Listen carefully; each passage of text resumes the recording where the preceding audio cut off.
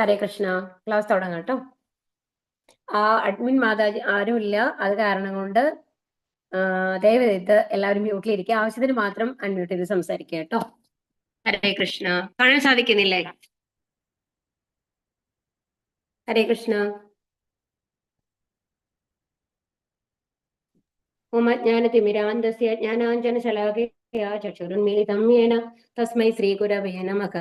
ശ്രീചൈതന്യമനോഭീഷ്ടം സ്ഥാപിതം മേന ഭൂതലേ സ്വയം രൂപ കഥാ മഹ്യം ദദാന്തി സ്വപദാന്തികം വന്ദേഹം ശ്രീഗുരോ ശ്രീയുധപദകമലം ശ്രീഗുരും വൈഷ്ണവാംശ്ച ശ്രീരൂപം സാഗ്രജാതം സഗണരഘുനാഥാന്വിതം തം സജോ ദേവം സാദ്വൈതം സാവധൂതം പരിജനസഹിതം ശ്രീകൃഷ്ണ ചൈതന്യദേവം ശ്രീരാധാകൃഷ്ണപാദാൻ സഗണലളിത ശ്രീവിശാഖാനിധം ഹേ കൃഷ്ണ കരുണാ സിന്ധോ ദീനബന്ധോ ജഗത്പദേ ഗോപേശ ഗോപികാന്ത രാധാകാന്ത നമോസ്തുതേ തപ്തകാഞ്ചന ഗൗരാംഗീ രാധേ വൃന്ദാവനേശ്വരി വൃഷഭാനുസുതേ ദേവി പ്രണമാമി ഹരിപ്രിയേ വാഞ്ചാകൽപതരൂഭ്യശ്ച കൃപാ സിന്ധുഭ്യേവ ച പതിതാനാം പാവനേഭ്യോ വൈഷ്ണവേഭ്യോ നമോ നമഃ.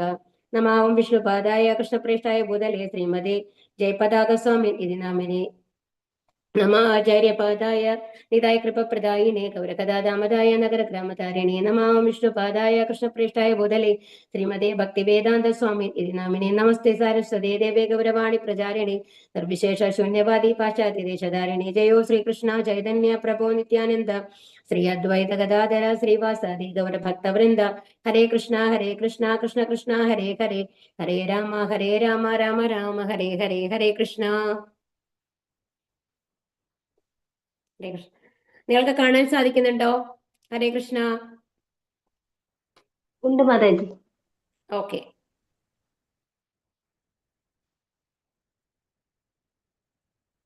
ഹരേ കൃഷ്ണ. ഓക്കെ മാതാജി. എന്തായാലും 3 ദിവസം കഴിഞ്ഞപ്പോ ആരും ജോയിൻ ചെയ്തിട്ടുള്ള ക്ലാസ് ഒക്കെ മറന്നുപോയി എന്നുള്ള ലെവലിലാണെന്ന് തോന്നുന്നു. ഹരേ കൃഷ്ണ. ഓക്കെ, നമ്മൾ എവിടെയാണ് ഉണ്ടായിരുന്നത്? 2ാമത്തെ അധ്യായത്തിലാണ് നമ്മൾ പറഞ്ഞുകൊണ്ടിരിക്കുന്നത് അല്ലേ? അപ്പൊ ആദ്യത്തെ അധ്യായത്തിൽ എന്താ പറഞ്ഞത്? അർജുനൻ വിഷാദമാണ്, എന്താണ്, യുദ്ധം ചെയ്യാൻ സാധിക്കില്ല. അപ്പൊ അത്രയും റിലേഷൻസ് ആണ്, ഗുരുജനങ്ങളാണ്, അതുപോലെ തന്നെ പിതാമഹനാണ് അല്ലേ, ഭീഷ്മ പിതാമഹനാണ്, ഒരുപാട് ഇഷ്ടമുള്ള ആൾക്കാരാണ് മുമ്പിൽ യുദ്ധത്തിന് നിൽക്കുന്നത്. അപ്പൊ അവരെ കൊല്ലാനായിട്ട് സാധിക്കില്ല എന്നുള്ളൊരു വിഷമാണ് അർജുനന്റെ ഉള്ളിലുള്ളത്.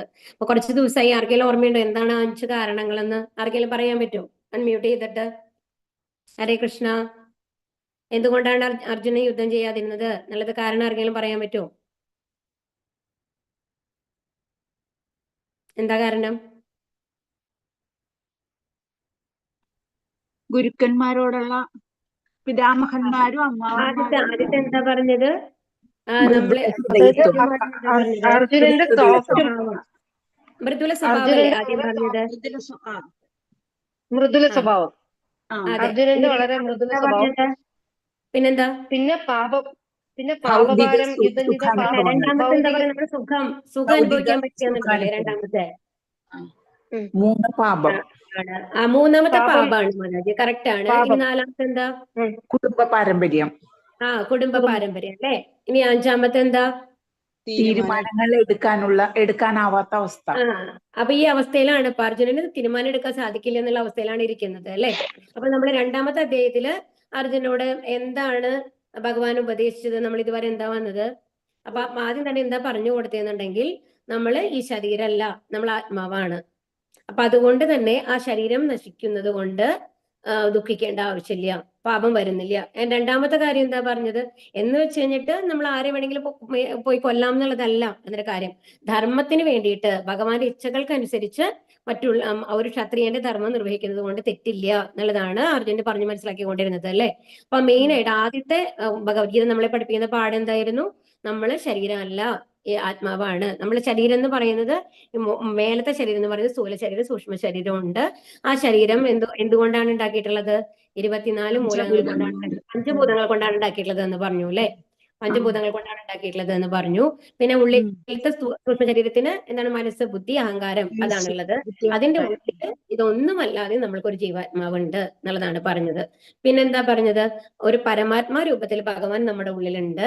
അത് 2 പക്ഷികളുടെ മാതിരി പറഞ്ഞു അല്ലെ.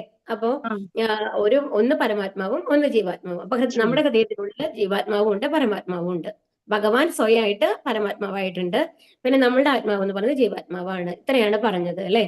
അപ്പൊ ഇനി എന്താ പറഞ്ഞത്, കഴിഞ്ഞ ശ്ലോകത്തിൽ എന്താ പറഞ്ഞത്, കുറച്ച് അപ്പൊ എന്താ വേണ്ടത്, ആ ഭഗവാനെ അറിയാൻ വേണ്ടിയിട്ട് നമ്മൾ ഭക്തിയുത സേവനങ്ങൾ ചെയ്യണം എന്ന് പറഞ്ഞു. അപ്പൊ ആ ഭക്തിയുത സേവനം, അതായത് കർമ്മങ്ങൾ, നമ്മൾക്ക് ആഗ്രഹങ്ങളില്ലാണ്ട് നമ്മൾക്ക് സ്വയം എന്താണ് നമ്മളുടെ കാര്യങ്ങൾ നടക്കാൻ വേണ്ടിയിട്ടല്ലാണ്ട് നമ്മളെല്ലാം ഭഗവാനെ അർപ്പിച്ച് ചെയ്യണം. അത് എനിക്ക് എന്തെങ്കിലും വേണമെന്നുള്ള ആഗ്രഹം ഇല്ലാതെ അതൊരു ഡ്യൂട്ടിയാണ് എന്നുള്ള ലെവലിൽ ചെയ്യണം എന്നാണ് അർജുനനോട് ആര് പറഞ്ഞത്, ഭഗവാൻ പറഞ്ഞത് അല്ലെ. അപ്പൊ അതിലാണ് പറഞ്ഞത് എന്താണ്, ഏകാഭിക്രമനാശോസ്തി, കുറച്ച് നമ്മൾ എന്തെങ്കിലും ഭഗവാന് വേണ്ടിയിട്ട് ഈ ഭക്തിയുത സേവനങ്ങൾ ചെയ്യുകയാണെങ്കിൽ പോലും അതൊന്നും നഷ്ടപ്പെടില്ല, അത് അടുത്ത ജന്മങ്ങളിലും കണ്ടിന്യൂ ചെയ്തു പോവും എന്നുള്ളതാണ് ഇതുവരെ പറഞ്ഞത്. ഇനി ഇവിടെ എന്താ പറയുന്നത്, വ്യവസായാത്മിക ബുദ്ധി ഏകേഹ കുരു നന്ദന ബഹുശാഖാഹ്യനന്ദാശ ബുദ്ധയോ അവ്യവസായിനം. ഈ വഴിക്ക് പോകുന്നവർ നിശ്ചയദാർഢ്യമുള്ളവരാണ്, ലക്ഷ്യവും ഒന്ന് മാത്രം. ഒരു നന്ദന, ദൃഢനിശ്ചയമില്ലാത്തവരുടെ ബുദ്ധിയാകട്ടെ പല ശാഖകളോട് കൂടിയതാണ്. അപ്പൊ ഇവിടെ എന്താ പറയുന്നത്, അപ്പൊ വ്യവസായാത്മിക ബുദ്ധി ഏകേഹ കുരുനന്ദന, അതായത് ഭഗവാന്റെ അടുത്തേക്ക് എത്തണം എന്നുള്ള ഒരു നിശ്ചയദാർഢ്യം നമ്മൾക്ക് ഉണ്ടാവണം എന്നാണ്. നമുക്ക് ഒരു ലക്ഷ്യമാണ് ഉണ്ടാവാൻ പാടുള്ളൂ എന്നുള്ളതാണ് പറയുന്നത്. അതായത് പല കാര്യങ്ങളും നമ്മൾ ചെയ്തുകൊണ്ടിരിക്കുമ്പോ നമ്മൾ പറയില്ലേ Jack of all expert of none എന്ന് പറയും സാധാരണ. അതായത് കുറെ കാര്യങ്ങൾ നമ്മൾ ഒരുമിച്ച് ചെയ്യാൻ ശ്രമിക്കുമ്പോൾ ഏതിലും നമ്മൾക്ക് ഡീപ്പായിട്ടുള്ള വിവരം ഉണ്ടാവില്ല. എല്ലാത്തിനെയും പറ്റിയും കുറച്ച് കുറച്ച് വിവരം ഉണ്ടാവും. എന്നാൽ ഏതെങ്കിലും ഒരു പർട്ടിക്കുലർ ഒരു കാര്യത്തിനെ പറ്റിയിട്ട് നമ്മൾ ഡീപ്പായിട്ട് ആരെങ്കിലും ചോദിച്ചാൽ നമുക്ക് അതിനെക്കുറിച്ച് ഒരു ഐഡിയ ഉണ്ടാവില്ല. അതുമാതിരിയാണ്. അപ്പോൾ ലക്ഷ്യത്തിലെത്താനുള്ള ബുദ്ധിമുട്ടായിരിക്കും എന്നാണ് പറയുന്നത്. ഒരേ സമയത്ത് 4 കാര്യങ്ങൾ ഒരുമിച്ച് ചെയ്യണമെന്ന് വെച്ചാൽ ബുദ്ധിമുട്ടാണ്. അത് പക്ഷെ ഒരു കാര്യം തന്നെ നമ്മൾ കോൺസെൻട്രേറ്റ് ചെയ്യുകയാണെന്നുള്ളത് നമുക്ക് എത്താനായിട്ട് സാധിക്കും എന്നുള്ളതാണ് ഇവിടെ പറയുന്നത്. അപ്പൊ ഈ വഴിക്ക് പോകുന്നവർ എന്ന് പറയുന്നത് എന്താണ്, ഭഗവാനെ കുറിച്ച് അറിയണം, ഭഗവാന്റെ അടുത്ത് എത്തണം എന്ന് വിചാരിക്കുന്ന ആൾക്കാര് തീർച്ചയായിട്ടും അവരുടെ അടുത്ത് എത്തും. കാരണം വേറെ ആഗ്രഹങ്ങളൊന്നും ഉണ്ടാവില്ല. അപ്പൊ അവരെന്ത് ചെയ്യും, ബാക്കി എല്ലാ കാര്യങ്ങളും ഉപേക്ഷിച്ചുകൊണ്ട് അതിൽ തന്നെ കോൺസെൻട്രേറ്റ് ചെയ്യും. ഇപ്പൊ നമ്മൾ ഒരു കോമ്പറ്റേറ്റീവ് എക്സാമിനൊക്കെ പ്രിപ്പയർ ചെയ്യുന്ന ഒരാളാണെന്നുണ്ടെങ്കിൽ ബാക്കി എല്ലാ കാര്യങ്ങളും അല്ലെ, ഒരു മാരേജ് ഉണ്ടാവും, അതുപോലെ തന്നെ ഏതെങ്കിലും അമ്പലത്തിൽ ഫെസ്റ്റിവൽ നടക്കുന്നുണ്ടാവും, അതിലൊക്കെ അവര് എല്ലാം കട്ട് ചെയ്ത് കഴിഞ്ഞിട്ട് ആ എക്സാമിന്റെ സമയത്താകുമ്പോൾ നമ്മൾ എന്താ ചെയ്യുക, ഏത് കുട്ടികളെയാണെങ്കിലും നമ്മുടെ വീട്ടിലത്തെ കുട്ടികളാണെങ്കിൽ നമ്മൾ പരീക്ഷയ്ക്ക് വേണ്ടി തന്നെ പ്രിപ്പയർ ചെയ്യണമെന്ന് പറഞ്ഞ് പിടിച്ചിരുത്തും അല്ലെ. അത് എന്തിനു വേണ്ടിയിട്ടാണ്, പല കാര്യങ്ങളും നമ്മൾ ശ്രദ്ധിച്ചു കഴിഞ്ഞാൽ ഈ ഒരു കാര്യത്തിൽ ശ്രദ്ധയുണ്ടാവില്ല. അപ്പൊ ഇവിടെ എന്താ പറയുന്നത്, ഭഗവാന്റെ അടുത്ത് എത്തണം എന്ന് വിചാരിച്ച് ആ ശുദ്ധ ഭക്തി ദൃഢനിശ്ചയത്തോടു കൂടി മുന്നേറുന്ന ആൾക്കാർക്ക് ലക്ഷ്യം ഒന്ന് മാത്രമേ ഉള്ളൂ. വേറെ അപ്പൊ ബാക്കിയുള്ള കാര്യങ്ങളൊക്കെ അവർ ഉപേക്ഷിക്കാനായിട്ട് അവർക്ക് പറ്റും. പക്ഷെ എന്നാ മറ്റുള്ളതോ, ഇപ്പൊ നമ്മൾക്ക് നോക്കൂ, ചെറുപ്പം മുതൽ തന്നെ പല ലക്ഷ്യങ്ങളാണല്ലേ. കുറച്ച് വലുതാവുമ്പോഴേക്കും നമ്മൾ ഒരു നല്ല പഠിപ്പ് കിട്ടണം, അത് കഴിഞ്ഞിട്ട് നല്ല ഡിഗ്രി കിട്ടണം, അത് കഴിഞ്ഞിട്ട് നല്ല ജോലി കിട്ടണം, അങ്ങനെ ഓരോ സ്റ്റെപ്പിലും വേറെ വേറെ ലക്ഷ്യങ്ങൾ വെച്ചിട്ട് പോകുമ്പോൾ നമ്മൾക്ക് എന്താ പറയുന്നത്, അതിനെയാണ് പല ശാഖകളോട് കൂടിയതാണ്. ഇപ്പോ ഒരാളോട് ചോദിക്കുക എന്താണ് നിങ്ങളുടെ ലക്ഷ്യം ചോദിച്ചു കഴിഞ്ഞാൽ പല ലക്ഷ്യങ്ങളാണ്. എനിക്ക് നല്ല ജോലി വേണം, നല്ല ക്വാളിഫിക്കേഷൻ വേണം, നല്ല ഫാമിലി വേണം, നല്ല വീട് വേണം, നല്ല കാറ് വേണം. അപ്പൊ ഇതിനെല്ലാത്തിനും വേണ്ടിയിട്ടാണ് നമ്മുടെ പ്രയത്നം, നമ്മുടെ മൈൻഡ് ഡൈവേർട്ട് ആയിട്ടാണ് പ്രയത്നിച്ചുകൊണ്ടിരിക്കുന്നത് അല്ലെ. അതാണ് ഇവിടെ പറയുന്നത് കേട്ടോ. കൃഷ്ണാബോധത്തോടുകൂടി ജീവിത പരിപൂർണതയുടെ ഔന്നത്യത്തിലേക്ക് ഉയർത്തപ്പെടുന്ന ഒരാളുടെ ദൃഢമായ വിശ്വാസത്തെ വ്യവസായാത്മിക ബുദ്ധി എന്ന് പറയുന്നു. അതാണ് ഒരേ ലക്ഷ്യം, 1 പോയിന്റഡ് അറ്റൻഷൻ എന്ന് പറയില്ലേ, അതാണ് വ്യവസായാത്മിക ബുദ്ധി എന്ന് പറയുന്നത് കേട്ടോ. പൂർവ്വജന്മങ്ങളിൽ ചെയ്ത നല്ലതോ ചീത്തയോ ആയ കർമ്മങ്ങളുടെ ഫലാനുഭവങ്ങളെ കാമ്യകർമ്മങ്ങൾ എന്ന് പറയുന്നു. അപ്പൊ ഇനി എന്താണ് കാമ്യകർമ്മങ്ങൾ എന്നുള്ളതാണ് ഇവിടെ പറയുന്നത്, ഇമ്പോർട്ടന്റ് ആണ്. നമ്മൾ കഴിഞ്ഞ ജന്മത്തിൽ നല്ല കാര്യങ്ങൾ ചീത്ത കാര്യങ്ങൾ ചെയ്തിട്ടുണ്ടാവും. അപ്പൊ നമ്മൾ പറഞ്ഞു ഓരോ കർമ്മങ്ങളും നമ്മൾ ചെയ്യുമ്പോഴും അതിലൊരു പാപം ഉണ്ടാവാം, അല്ലെങ്കിൽ ഒരു പുണ്യം ഉണ്ടാവാം. മറ്റുള്ളവർക്ക് വേണ്ടി നല്ല കാര്യങ്ങൾ നമ്മൾ ചെയ്യണ്ടല്ലോ. ഇപ്പൊ എന്തെങ്കിലും പൈസ കൊടുത്ത് സഹായിക്കുന്നു, അവർ നല്ല വാക്കുകൾ കൊണ്ട് സന്തോഷിപ്പിക്കുന്നു, അങ്ങനത്തെ കാര്യങ്ങളൊക്കെ നമ്മൾ ചെയ്യുമ്പോൾ അതിന് പുണ്യം ഉണ്ടാവും. അതെല്ലാം നമ്മൾ എന്തെങ്കിലും തെറ്റായ കാര്യങ്ങൾ, മറ്റുള്ളവരെ വിഷമിപ്പിക്കുന്ന രീതിയിൽ ചെയ്യുന്ന കാര്യങ്ങൾക്ക് എന്താ ഉണ്ടാവുന്നത്, ഒരുപാട് പാപങ്ങൾ ഉണ്ടാവും. അപ്പൊ ഇത് രണ്ടും നമ്മൾ അനുഭവിക്കണം. ഒരു പാപത്തിന് പകരമായിട്ട് ഒരു പുണ്യം എന്നുള്ള കണക്കില്ല. പാപങ്ങൾ നമ്മൾ ചെയ്തിട്ടുണ്ടെങ്കിൽ ആ പാപങ്ങളുടെ ഫലവും നമ്മൾ അനുഭവിക്കണം. അതുപോലെ പുണ്യങ്ങളാണ് നമ്മൾ അനുഭവിക്കുന്നുണ്ടെങ്കിൽ ആ പുണ്യങ്ങളുടെ ഫലവും നമ്മൾക്ക് കിട്ടും, നല്ല കാര്യങ്ങൾ നടക്കും. നമ്മുടെ ജീവിതത്തിൽ സന്തോഷങ്ങളൊക്കെ നടക്കുന്ന പുണ്യങ്ങൾ കൊണ്ടാണ്. അപ്പൊ ഇതിന്റെ രണ്ടിന്റെയും കഴിഞ്ഞ ജന്മങ്ങളിൽ നമ്മൾ ചെയ്ത അതിന് ആ പാപപ്രതികരണങ്ങൾ, ഇത്ര പാപം നമ്മൾ ചെയ്തു അല്ലെങ്കിൽ ഇത്ര പുണ്യം നമ്മൾ ചെയ്തു എന്ന് പറയില്ലേ, ആ അനുഭവങ്ങളെയാണ് കാമ്യകർമ്മങ്ങൾ എന്ന് പറയുന്നത്. അപ്പൊ കൃഷ്ണാബോധത്തിൽ സ്ഥിതി ചെയ്യുന്ന ഒരാളുടെ എല്ലാ പ്രവൃത്തികളും നിരപേക്ഷ തലത്തിലാണ്. അവയ്ക്ക് നന്മ തിന്മകൾ എന്ന ഇരുഭാവങ്ങളില്ല. അപ്പൊ ഇവിടെ എന്താ പറയുന്നത്, കൃഷ്ണാവബോധത്തിൽ ചെയ്യുന്ന പക്ഷെ നമ്മൾ എല്ലാം ഭഗവാന് വേണ്ടി സമർപ്പിച്ച് ചെയ്യുമ്പോൾ നമ്മൾക്ക് എന്തെങ്കിലും നല്ലത് നടക്കണം നമ്മൾ വിചാരിക്കുന്നുണ്ടോ? ഇല്ല. നമ്മൾക്ക് എന്തെങ്കിലും ദുഃഖം വന്നു കഴിഞ്ഞാൽ നമ്മൾക്ക് ദുഃഖം വരുന്നുണ്ടോ? ഇല്ല. കാരണം അതിന്റെ ഫലം വരുന്നത് ആർക്കാണ്? ഇപ്പൊ ഒരാള് ഒരു ഓഫീസിൽ ജോലി ചെയ്യുകയാണെന്ന് നിൽക്കൂ, ഒരു കമ്പനിയിൽ ജോലി ചെയ്യുകയാണെന്നുണ്ടെങ്കിൽ ആ കമ്പനിയിൽ വരുന്ന ലാഭവും നഷ്ടമൊക്കെ അയാളുടെ ടെൻഷനാണ്, അല്ലെ? ആ ഉടമസ്ഥന്റെ. നമ്മൾക്ക് എന്താ വേണ്ടത്? മാസം അവസാനം ശമ്പളം കിട്ടണം. ഇപ്പൊ കമ്പനി നഷ്ടത്തിൽ ഓടുകയാണെങ്കിൽ ചിലപ്പോൾ ഒരു പേഴ്സന്റ് നമുക്ക് ശമ്പളം അവർ കുറച്ച് തരും. അല്ല ലാഭത്തിൽ പോവുകയാണെന്നുണ്ടെങ്കിൽ ചിലപ്പോൾ നമുക്കൊരു കുറച്ച് ഹൈക്ക് നമുക്ക് കൂടുതൽ കിട്ടിയേക്കാം എന്നല്ലാതെ അതിൽ വരുന്ന ലാഭത്തിനോ നഷ്ടത്തിനോ നമ്മൾ അതിനെക്കുറിച്ച് നമ്മൾ തല പുണ്ണാക്കാറില്ല, അല്ലെ? അത് അയാളുടെ തലവേദനയാണ്. അതുപോലെ തന്നെയാണ് നമ്മൾ എല്ലാം ഭഗവാന് വേണ്ടി സമർപ്പിച്ച് ചെയ്യുമ്പോൾ എല്ലാം ഭഗവാൻ ഏറ്റെടുക്കുകയാണ് ചെയ്യുന്നത്. അതുപോലെ നമ്മളുടെ എല്ലാ കാര്യങ്ങളും ഭഗവാൻ നടത്തി തരുകയും ചെയ്യും. അതാണ് പറയുന്നത്, അവിടെ നന്മ തിന്മകളില്ല. കൃഷ്ണാബോധ തലത്തിൽ പ്രവർത്തിക്കുന്ന ഒരാൾക്ക് വ്യക്തി, കുടുംബം, സമൂഹം, രാഷ്ട്രം, മനുഷ്യ സമുദായം എന്ന് വേണ്ട ഏവർക്കും ഉത്തമമായ സേവനം അർപ്പിക്കുവാൻ സാധിക്കും. ഒരാളുടെ പ്രവർത്തനം കൊണ്ട് കൃഷ്ണൻ സംതൃപ്തനാണെങ്കിൽ എല്ലാവരും സന്തുഷ്ടരായിക്കൊള്ളും. അതാണ് പറയുന്നത്. അപ്പൊ എല്ലാം നിയന്ത്രിക്കുന്നത് ആരാണ്? ഭഗവാനാണ്, കൃഷ്ണനാണ്, അല്ലെ? ഈ ലോകത്തിലുള്ളത്.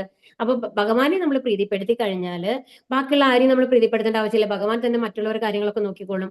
കാരണം എല്ലാവരുടെ കാര്യങ്ങൾ നോക്കുന്നത് ആരാണ്? ഭഗവാനാണ്. അതാണ് പറയുന്നത്. അപ്പൊ ഭഗവാനെ പ്രീതിപ്പെടുത്തി കഴിഞ്ഞാൽ ബാക്കി ഓരോരുത്തരെയും നമ്മൾ പ്രീതിപ്പെടുത്തേണ്ട ആവശ്യമില്ല എന്നുള്ളതാണ് ഇവിടെ പറയുന്നത്. കൃഷ്ണന്റെ ഉത്തമ പ്രതിനിധിയായ ഒരു ആധ്യാത്മിക ഗുരുവിനെ വിദഗ്ധമായ ശിക്ഷണത്തിലൂടെ മാത്രമേ ശിഷ്യന് കൃഷ്ണാബോധം സേവനം ഭംഗിയായി അനുഷ്ഠിക്കാൻ കഴിയൂ. ഗുരുവിന്റെ പ്രസാദത്താൽ ഭഗവാൻ പ്രസാദിക്കുന്നു. കൃഷ്ണന്റെ ഉത്തമ പ്രതിനിധിയായ ഓരോ ആധ്യാത്മിക ഗുരുവിന്റെ വിദഗ്ധമായ ശിക്ഷണത്തിലൂടെ മാത്രമാണ്. അപ്പൊ ഇതിനെന്ത് വേണം? നമ്മൾക്കറിയില്ല, അല്ലെ? ഭഗവാനെ കുറിച്ച് അറിയണം, ഭഗവാന്റെ കാര്യങ്ങൾ എന്താണെന്ന് അറിയണം. ഇപ്പൊ ഇതേമാതിരി ഒരു സത്സംഗത്തിൽ കൂടി നമ്മൾ പഠിക്കുമ്പോഴാണ് നമ്മൾക്ക് അറിയുന്നത്. അപ്പൊ അതുകൊണ്ട് ഒരു ഗുരുവിന്റെ സേവനം തീർച്ചയായിട്ടും ആവശ്യമാണ്. ഒരു ഗുരുവിന്റെ ത്രൂ വേണം നമ്മൾ പഠിക്കാൻ എന്നാണ് പറയുന്നത്. അതിന് എക്സാമ്പിൾ ആയിട്ട് നമ്മൾ സാധാരണ ഒരു ഗുരുവിന്റെ പ്രസാദത്താൽ ഭഗവാൻ പ്രസാദിക്കുന്നു. ശിക്ഷാഷ്ടകം എന്ന് പറഞ്ഞതില് ഒരു ശ്ലോകം ഉണ്ട്. യസ്യ പ്രസാദാത് ഭഗവത് പ്രസാദോ യസ്യ പ്രസാദാന്നഗതി കുതോനി എന്ന് പറഞ്ഞിട്ട് ശിക്ഷാഷ്ടകം എന്ന് പറഞ്ഞിട്ടുള്ള ചൈതന്യ മഹാപ്രഭുവിന്റെ 8 ശ്ലോകങ്ങളാണ്. അതിന്റെ അവസാനത്തെ ശ്ലോകമാണിത്. യസ്യ പ്രസാദാത് ഭഗവത് പ്രസാദോ. അപ്പൊ ഒരു ഗുരു നമ്മളിൽ സന്തോഷിക്കുകയാണെന്നുണ്ടെങ്കിൽ തീർച്ചയായിട്ടും ഭഗവാൻ സന്തോഷിക്കും. അതിനെങ്ങനെ എക്സാമ്പിൾ പറയുകയാണെന്നുണ്ടെങ്കിൽ സാധാരണ ഇപ്പൊ നമ്മൾക്ക് തോന്നും, അല്ലെ, എന്തിനാണ് വേറൊരു ആളാവശ്യം, ഒരിടയില് എന്തിനാണ് ഞാൻ ഭഗവാനെ നേരിട്ട് വിളിച്ചാൽ പോരെ എന്ന്. അപ്പൊ അത് പറയും, നമ്മൾക്ക് അത്രയും പരിശുദ്ധിയില്ല, ഒരുപാട് തെറ്റുകൾ നമ്മൾ ചെയ്തിട്ടുണ്ടാവും ഇതിനു മുമ്പുള്ള ജന്മങ്ങളിലൊക്കെ. അതുകൊണ്ട് നമ്മൾ തീയിൽ തൊടുന്ന പോലെയാണ് എന്നാണ് പറയുന്നത്. നമ്മൾ തീയിൽ നേരിട്ട് പോയിട്ട് കയ്യിൽ തൊടാൻ പറ്റുമോ? ഇല്ല, നമ്മുടെ കൈ പൊള്ളും, അല്ലെ? അതുപോലെയാണ്. അത് കഷ്ടാണ് നമ്മളെ സംബന്ധിച്ച്. പക്ഷേ നേരെ മറിച്ച് ഒരു വിറകിന്റെ ഒരു കൊള്ളി നമ്മൾ തീയിൽ വെച്ചേക്കണം. ഓക്കെ, അതിനെ മറ്റേ അറ്റം നമ്മൾ പിടിക്കുകയാണെങ്കിൽ ധൈര്യമായിട്ട് പിടിക്കാം. അപ്പൊ ആ ഒരു വിറക് എന്ന് പറയുന്നത് ഒരു സാധനമാണ്, അല്ലെ? അതിന്റെ ഒരറ്റം തീയിലുണ്ട്, മറ്റേ അറ്റം നമ്മൾ പിടിച്ചേക്കാണ്. അപ്പൊ അങ്ങനെയാണ് നമ്മൾ സാധാരണ പറയാം. അപ്പൊ അതാണ് ഒരു ഗുരു നമ്മളെ സംബന്ധിച്ച്. ആ ഭഗവാൻ എന്ന് പറയുന്ന തീയാണ്. ആ വിറകിന്റെ ഒരു കൊള്ളി, ആ അറ്റത്തുള്ള ഭാഗം എന്ന് പറയുന്നത് എന്താണ്? നമ്മൾ ആ ഗുരുവിനെ പിടിച്ചേക്കാണ്. ഗുരുവിന്റെ മറ്റേ അറ്റം ആരുമായിട്ടാണ് കണക്ട് ആയിട്ടുള്ളത്? ഭഗവാനുമായിട്ട് കണക്ട് ആയിട്ടുള്ളതാണ്. അപ്പൊ ഒരു ഗുരു നമ്മൾക്ക് ഒരു പോറലും ഏൽപ്പിക്കാണ്ട് ഭഗവാന്റെ അടുത്തേക്ക് നമ്മൾ എത്തിക്കും എന്നുള്ളതാണ് പറയുന്നത്. യാമിമാം പുഷ്പിതാം വാചം പ്രവർത്തന്ത്യ വിഭജിതഃ വേദവാദരഥാ പാർത്ഥാനാനിതസ്ഥിതിവാദിനഃ കാമാത്മാന സ്വർഗപരാ ജന്മകർമ്മ ഫലപ്രദാം ക്രിയാവിശേഷ ബഹുലാം ഭോഗൈശ്വര്യഗതിം പതി. സ്വർലോകപ്രാപ്തി, ധന്യമായ പുനർജന്മം, പ്രഭാവം എന്നിവയ്ക്ക് വേണ്ടി വിവിധ കർമ്മങ്ങൾ ഫലാപേക്ഷയോടെ ചെയ്യാൻ നിർദ്ദേശിക്കുന്ന വേദസൂത്രങ്ങളാൽ അല്പബുദ്ധികൾ അത്യന്തം ആസക്തരാകുന്നു. ഇന്ദ്രിയ സുഖപൂർത്തിയെയും ഐശ്വര്യ ജീവിതത്തെയും ആഗ്രഹിക്കുന്ന അവർ അവയേക്കാൾ ഉത്കൃഷ്ടമായി ഒന്നുമില്ലെന്ന് വാദിക്കുന്നു. എന്താ പറയുന്നത് ഇവിടെ? യാമിമാം പുഷ്പിതാം വാചം. സ്വർഗലോകപ്രാപ്തി, ധന്യമായ പുനർജന്മം, പ്രഭാവം എന്നിവയ്ക്ക് വേണ്ടി വിവിധ കർമ്മങ്ങൾ ഫലാപേക്ഷയോടെ ചെയ്യാൻ. അപ്പം ഇതിലെന്താ പറയണെന്നുണ്ടെങ്കിൽ ഇപ്പൊ ഈ നമ്മള് വേദങ്ങളൊക്കെ ഉണ്ടല്ലോ, ഭഗവാൻ എഴുതിയതാണ് വേദങ്ങൾ എന്നാണ് പറയുന്നത്. എല്ലാം ഭഗവാൻ എഴുതിയതാണ്. വ്യാസദേവനാണ് അതിനെ ഇതാക്കിയിട്ടുള്ളത്, മറുപടിയും എഴുതിയിട്ടുള്ളത്. വേദങ്ങൾ ഭഗവാൻ ബ്രഹ്മാവിന് പറഞ്ഞു കൊടുത്തതാണ്. ബ്രഹ്മാവ് നാരദന് പറഞ്ഞു കൊടുത്തു. നാരദനാണ് വ്യാസദേവന് പറഞ്ഞു കൊടുത്തിട്ടുള്ളത്. അപ്പൊ ഈ വ്യാസദേവനാണ് ഈ 4 വേദങ്ങളെ പകർത്തത്. ഋഗ്വേദം, സാമവേദം, യജുർവേദം, അഥർവവേദം എന്ന് പറഞ്ഞിട്ട്. അതുപോലെ ഒരുപാട് പുരാണങ്ങളുണ്ട്, സ്മൃതികളുണ്ട്. അപ്പൊ ഇതെല്ലാം എന്തിനു വേണ്ടിയിട്ടാണ്? നമ്മൾ എന്തിനു വേണ്ടിയിട്ടാണ് വേദങ്ങൾ പഠിക്കുക? പൊതുവെ സ്വർഗ്ഗലോകം, നമ്മളിപ്പോ പൂജകൾ പറയുന്നുണ്ട്, അല്ലെ? ഒരുപാട് പൂജകൾ ചെയ്യും നമ്മള്. എന്താ പറയാ, നമ്മളൊരു വീട് ഒക്കെ നമ്മൾ പുണ്യാർച്ചന ചെയ്യുക, അങ്ങനെയൊക്കെ ചെയ്യുമ്പോൾ നമ്മൾ പൂജകളൊക്കെ നടത്താറുണ്ട്. അപ്പൊ അത് എന്തിനു വേണ്ടിയിട്ടാണ് നമ്മൾ ചെയ്യുന്നത്? ഐശ്വര്യം ഉണ്ടാവണം എന്നുള്ളത് കൊണ്ടാണ്. അപ്പൊ ആ മന്ത്രങ്ങൾ അവർ പഠിച്ചു ചൊല്ലുന്നതാണ്. ആ മന്ത്രങ്ങൾ എവിടെ നിന്ന് വരുന്നതാണ്? വേദങ്ങളിലുള്ള മന്ത്രങ്ങളാണ് ആ പൂജാരി, ആ ബ്രാഹ്മണൻ വന്നിട്ട് ചൊല്ലുന്നത്, നമ്മളുടെ വീട്ടിലിരുന്ന് ചൊല്ലുന്നത് അല്ലെ, ആ പൂജ ചെയ്യുമ്പോൾ. അപ്പൊ അത് എന്തിനു വേണ്ടിയിട്ടാണ്? സ്വർലോക പ്രാപ്തി, ധന്യമായ പുനർജന്മം, പ്രഭാവം. അപ്പൊ നമ്മൾക്ക് എന്താണ്, നമ്മളുടെ പാപങ്ങളൊക്കെ തീർന്നിട്ട് നമ്മൾ സ്വർഗ്ഗലോകങ്ങളിലേക്ക് പോകണം, സുഖം അനുഭവിക്കണം എന്നുള്ളത് കൊണ്ട്. അതുപോലെ ഇനി അടുത്തൊരു ജന്മം ഉണ്ടാവുകയാണെങ്കിൽ കുറച്ചും കൂടി നല്ല ജന്മം കിട്ടണം, ഇത്രയ്ക്ക് കഷ്ടപ്പാടുകൾ ഉണ്ടാവരുത്. അപ്പൊ ഇങ്ങനത്തെ ലെവൽ കൊണ്ടാണ്. അപ്പൊ ഇതൊക്കെ വേദങ്ങളിൽ ഇത് കൊടുത്തിട്ടുണ്ട്. എങ്ങനെയാണ് നമ്മൾ സുഖമായിട്ട് ഒരു നല്ല ഫാമിലി ലൈഫ്, ഒരു നല്ല ഭാര്യ എങ്ങനെ കിട്ടും, അല്ലെങ്കിൽ നല്ല ഭർത്താവ്, ഒരു നല്ല ഫാമിലി ലൈഫ് എങ്ങനെ കിട്ടും, കുട്ടികൾ നന്നാവാൻ എന്ത് ചെയ്യണം, അതുപോലെ ഒരു കുട്ടികൾ ഉണ്ടാവാൻ എന്ത് ചെയ്യണം, അങ്ങനത്തെ കുറെ പൂജകൾ നമ്മൾ പറഞ്ഞിട്ടുണ്ടാവും വേദങ്ങളിലൊക്കെ. അപ്പൊ ആ വേദങ്ങളിലാണ് നമ്മൾ എന്ത് ചെയ്യുക, ആകർഷകരാകും. നമ്മൾ അതിനനുസരിച്ച് നമ്മൾ പലതും ചെയ്യാറുണ്ട് അല്ലെ, പൂജകളൊക്കെ ചെയ്യാറുണ്ട്. അപ്പൊ ഇന്ദ്രിയ സുഖപൂർത്തിയെയും ഐശ്വര്യ ജീവിതത്തെയും ആഗ്രഹിക്കുന്ന അവർ, അപ്പൊ എന്താ നമ്മൾ വിചാരിക്കുന്നത്? അപ്പൊ നമ്മളുടെ ലൈഫിലെ എയിം എന്താണ്? ഈ ജന്മത്തിൽ നമ്മൾ വളരെ സന്തോഷമായിട്ട് ജീവിക്കണം എന്നുള്ളത് മാത്രമാണ് നമ്മുടെ എയിം അല്ലെ. അപ്പൊ അതിനു മേലെ നമ്മളൊന്നും ആലോചിക്കാറില്ല. നമ്മളൊരു മരണം കഴിഞ്ഞു കഴിഞ്ഞാൽ എന്താ സംഭവിക്കാൻ പോകുന്നത് നമ്മൾ ആലോചിക്കാറുണ്ടോ? ഇല്ല. മരണം, നമ്മുടെ വേണ്ടപ്പെട്ട ഒരാൾ മരിച്ചു കഴിഞ്ഞാൽ നമ്മൾക്ക് ദുഃഖമാണ്. അവരെ നമ്മൾ തീയിലിരിക്കുന്നു, അല്ലെങ്കിൽ ക്രിമറ്റോറിയത്തിൽ കൊണ്ടുപോയി ചെയ്യുന്നു, അത് നമ്മൾ ചെയ്യുന്നു അല്ലെ. അത് ചെയ്യുന്നതോടുകൂടി നമ്മുടെ ഇത് കഴിഞ്ഞു. ഒരു മാസം നമുക്കൊരു സങ്കടം ഉണ്ടാവും, അത് കഴിഞ്ഞാൽ പിന്നെ നമ്മളും നോർമൽ റൂട്ടീനിലേക്ക് പോകും. അങ്ങനെയല്ലേ എല്ലാവരുടെ ലൈഫ് ഉള്ളത്. അപ്പൊ നമ്മുടെ എയിം എന്താണ്? ഈ ജന്മത്തില് എന്റെ ശരീരം ഹെൽത്തി ആയിട്ടിരിക്കണം, നമുക്ക് നല്ല ഫാമിലി റിലേഷൻസ് കൊണ്ടുപോകണം, സന്തോഷമായിരിക്കണം എന്നുള്ളതാണ് നമ്മുടെ എയിം. അതിനേക്കാൾ ഉത്കൃഷ്ടമായിട്ട് വേറെ ഒന്നുമില്ല എന്നുള്ളതാണ് എന്താണ് സാധാരണ ആള് വിചാരിക്കുന്നത്. സാധാരണ മനുഷ്യർ അറിവില്ലായ്മ കാരണം വേദങ്ങളുടെ കർമ്മകാണ്ഡങ്ങളിൽ നിർദ്ദേശിക്കപ്പെടുന്ന ഫലേച്ഛാപൂർവകങ്ങളായ കർമ്മങ്ങളാൽ അവർ എത്രയും ആസക്തരാകുന്നു. അപ്പൊ എന്താണ്, അപ്പൊ ശരിക്കും എന്താ വേണ്ടത്? ഇപ്പൊ നമ്മൾ ഭഗവത്ഗീത പഠിക്കുമ്പോൾ നമ്മൾ പറഞ്ഞു അല്ലെ, എന്താണ് പറയുന്നത്? ശരിക്കും നമ്മളുടെ മനുഷ്യജന്മത്തിന്റെ എയിം എന്ന് പറയുന്നത് ഭഗവാനിലേക്ക് എത്തുക എന്നുള്ളതാണ്. ഉത്കൃഷ്ടമായിട്ടുള്ള ഒരു ജന്മമാണ് മനുഷ്യജന്മം എന്ന് പറയുന്നത്. 84 ലക്ഷം ലക്ഷങ്ങളിൽ കൂടി കടന്നുപോയി നമ്മൾക്ക് കിട്ടിയിട്ടുള്ള വിലപിടിപ്പുള്ള ഒരു ജന്മമാണ് നമ്മളുടേത്. പക്ഷേ നമ്മൾ എന്താ ചെയ്യണത്?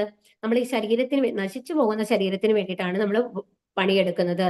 അതാണ് ഫലേച്ഛാപൂർവകം എന്ന് പറയുന്നത്. ആസക്തരാകുന്നു.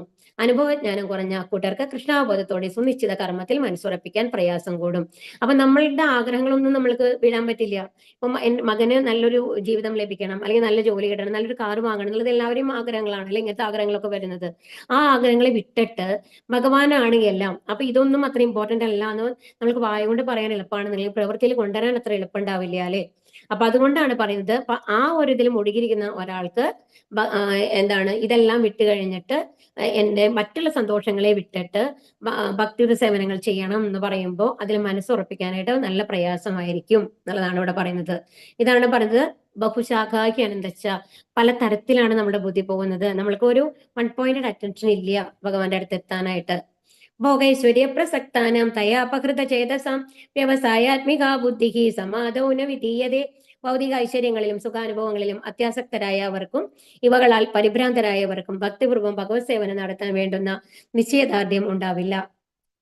അപ്പൊ ഇവിടെ എന്താ, ഇത് തന്നെയാണ് വീണ്ടും നമ്മൾ അതിനെ ഉറപ്പിച്ച് പറയാണ്. എന്താണ് നമ്മുടെ ഭൗതിക ഐശ്വര്യങ്ങൾ? നമ്മൾ പറഞ്ഞല്ലോ, വീട്, ഫാമിലി, അങ്ങനത്തെ കാര്യങ്ങളൊക്കെ, അങ്ങനത്തെ ഐശ്വര്യങ്ങളിലും സുഖ അനുഭവങ്ങളിലും നന്നായി സൂക്ഷിക്കണം.